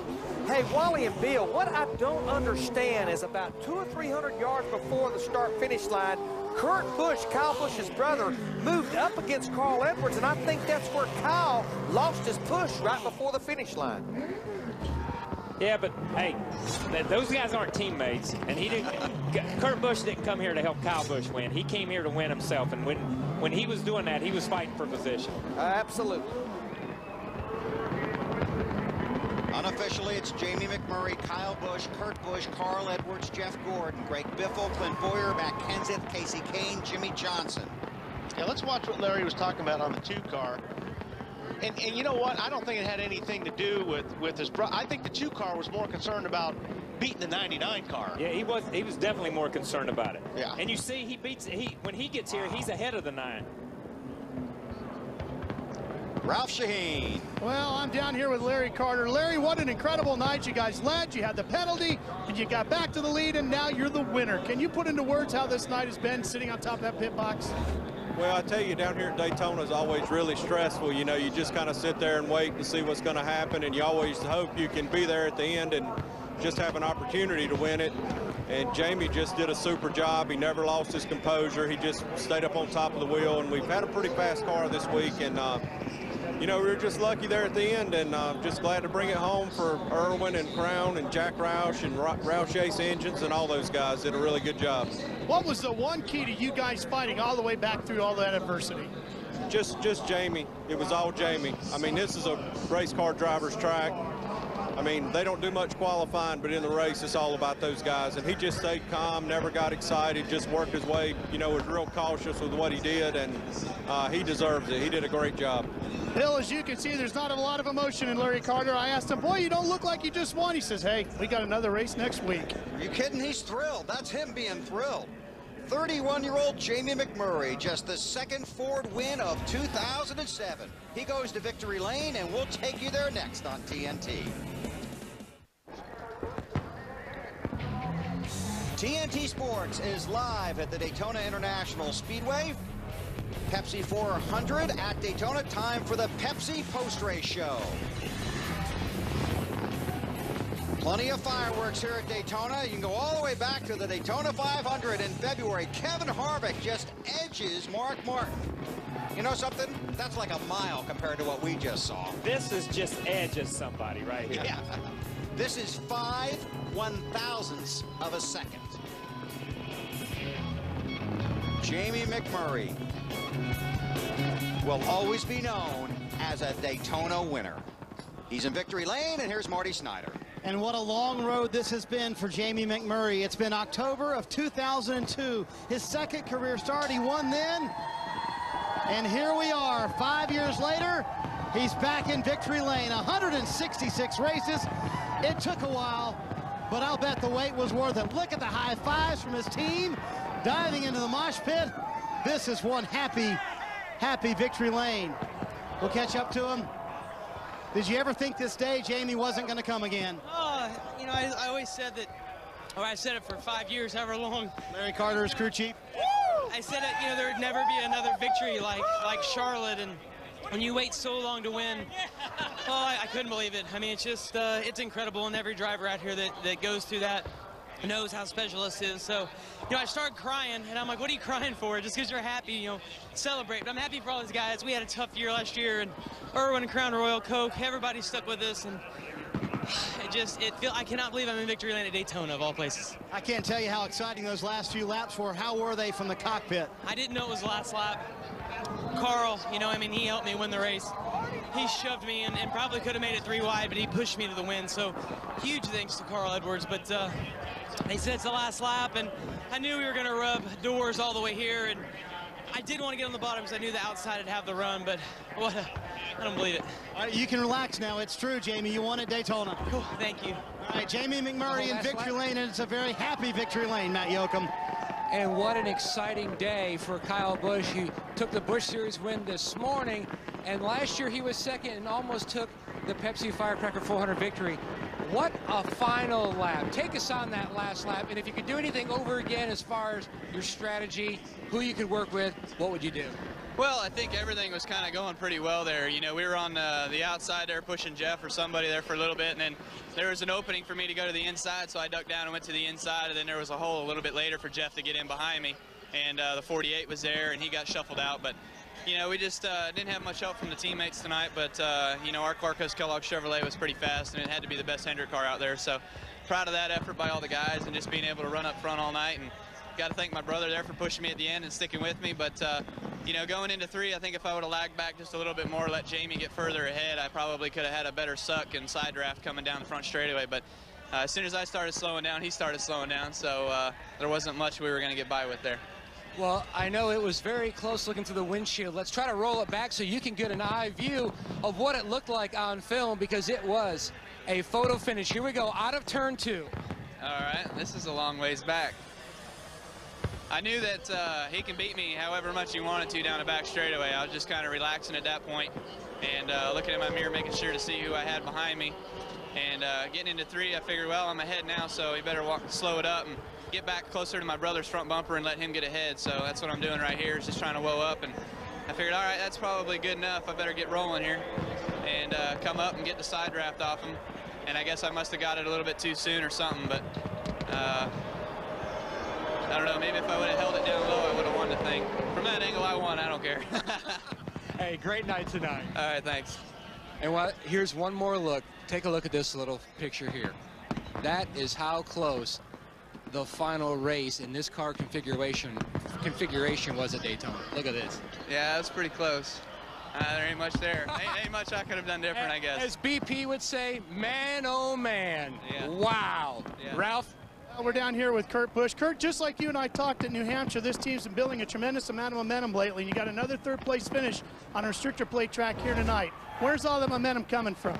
Well, it's just good to run at a restrictor plate race. For us, we were really close most of the night, really good on the long runs, but on the short runs, it seemed like all the cars could gang up and be there at the end. And for us, with the Miller Lite Dodge, well, it was a great run. Whether we won, pushed Kyle to victory, I really wanted to do that, just couldn't quite get there at the end. So I'm real happy with 3rd place. Plate tracks have been good to us. We just need a little bit of luck the next few races. Lindsay? Clint Boyer rode to a 7th place finish. Clint, what are your feelings after leading there towards the end? I was a little bummed out, actually. We just got too far behind. Had too many teammates behind us teamed up on us there at the end, but you know, Gil and everybody on the Jack Daniels Chevrolet just brought me a heck of a race car and gave me a good chance. We about got there. I tell you, we was out in the lead, and the ignition box of all things just cut out. And, you know, that was so weird. It took me a second to figure out. Fireworks, of course. It just took me a while to figure out what happened. We hit the other ignition box and it took off again, and you know, that was kind of a bummer. Got us set back, and then we get back in the lead, and I'm thinking, man, we might have them after all. And then you know, they just went around me, but it was a good effort, a good day for us. We needed a good points day to get us back in this thing, but man, I wanted to win that thing. And Matt, I know that Clint is not superstitious, but is it any irony that it's 7-7-0-7 and he ends 7? Matt? Could be, and Jeff Gordon had a great top 5 finish. At times it seemed like we were at Talladega. At other times it seemed like we were at the Lowe's Motor Speedway. How crazy a night was it for you? It was nuts, man. We weren't very good. You know, we really struggled, and I got to give a lot of credit to this race team because they never gave up. They made great adjustments, and you know, this DuPont Pepsi Chevrolet was pretty awesome there at the end. You know, I got into the outside lane, made some good moves, and you know, then I was just kind of stuck there. And I made a bad move when I tried to go around the 26th outside. It was too early, and I thought I was in big trouble. But you know, I had the momentum, so I tried to go with it. Luckily, I got back to the inside and got back up in the top 5. And the top 5 is a great finish for us tonight because we had about a 12th, you know, 15th place car, and that was a great effort. Typically here, you always have a certain lap in your mind. You need to start making your way to the front if you're at a certain point in the field. Was it different tonight? I was trying to get the front every single lap out there. You know, luckily the cautions fell right for us where we got to get 4 new Goodyears, and you know, when the cautions fell, we were able to either come in and get 4 more, or we stayed out that last time, and we had track position, and you know, then we were able to get the lead. And I mean, unfortunately, I lost my drafting partner, Casey Mears, and also in Jimmy Johnson. Looked like, you know, those tires finally wore out on Casey, so I knew I was a sitting duck at that time. Thanks, Jeff. Yeah, great job to Jamie McMurray, too. He drove the wheels on that thing. He was completely out of control, but he got into the finish line first. That's all matters. Jeff Gordon, 5th here at Daytona, Ralph. Well, we're down here with Carl Edwards, who had his best restrictor plate finish of the year. Coming into tonight, he hadn't done better than 23rd, now a 4th. What's made the difference? Well, through a lot of the race, it's just my team. You know, the stops were great. My teammates worked with me really well. And let me tell you, I came here to win this race, but I've never been so excited to see somebody else win. You know, to see Jamie McMurray and that 26 team get a win, that's really special. And you know, there at the end, I had a decision. In turn 3, I thought, man, I could I can make it 3 wide, or I can push him. And I just thought I'd push him. He's a good guy, and he deserves to win. He works hard. Just awesome to be a part of a race like that. Dale, it's been kind of a tough year for the Roush team, but tonight, 2 cars in the top 5. It almost looks like those guys had fun tonight. You know? Racing. Well, now that it's over, they're having fun. Okay, got a couple things to sort through here. Jamie McMurray led early in this race, but watch here, he's going to go down left side tires below the yellow line. Got black flag for that.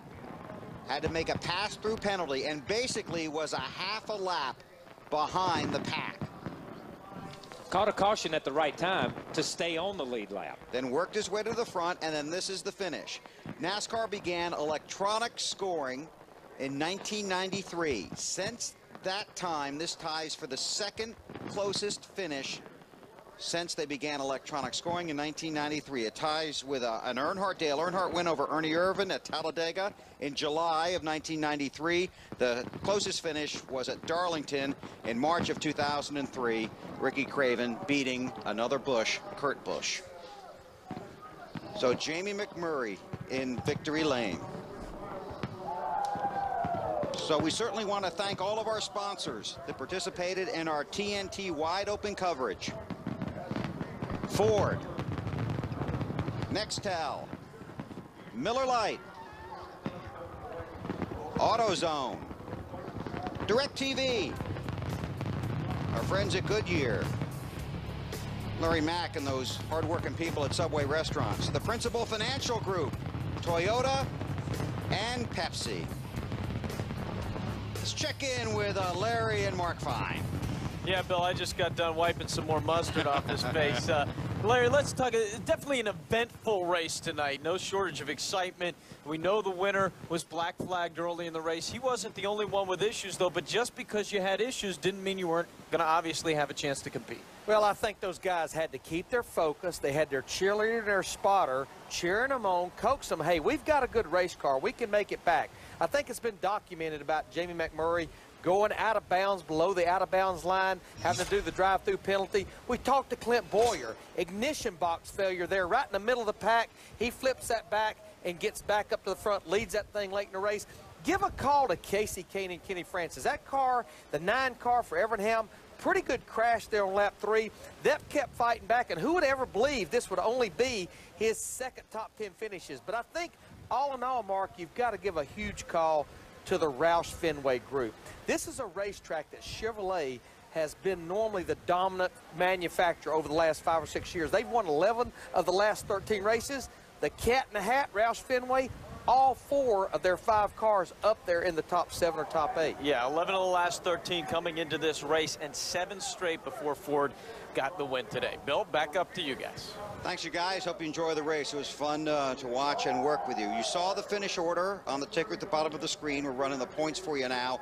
Jeff Gordon now 277 over Denny Hamlin. Dale Earnhardt Jr. in 12th, but just 49 points ahead of Jamie McMurray. That's the final spot, obviously 12th, to get in the chase for the championship. This is why they sell tickets at Daytona and Talladega. Well, it's a different race than we see in the 500 in February, and I think it's a funner race to watch, Kyle. I mean, because, you know, these guys are working a lot harder. Their cars are sliding around. And, well, it obviously doesn't get much more exciting than the finish we had here tonight. Yeah, this had everything. This had, you know, a slick racetrack, so drivability was critical here, more so than the aero that we talk about all the time when we go to Daytona and Talladega.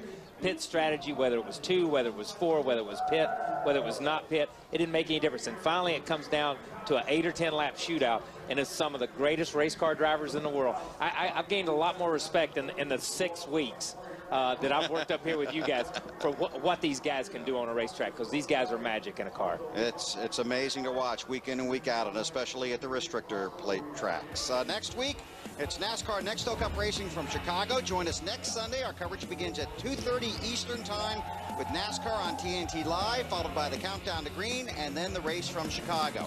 Now, coming up next on TNT, it's a special encore presentation of 24 by 24, wide open with Jeff Gordon. But this broadcast team is not done. We're going to the internet. If you want more post-race coverage from here at Daytona, go to NASCAR.com for the Jack Daniels post-race show. Our entire TNT crew will meet you there in just a matter of seconds. We'll have more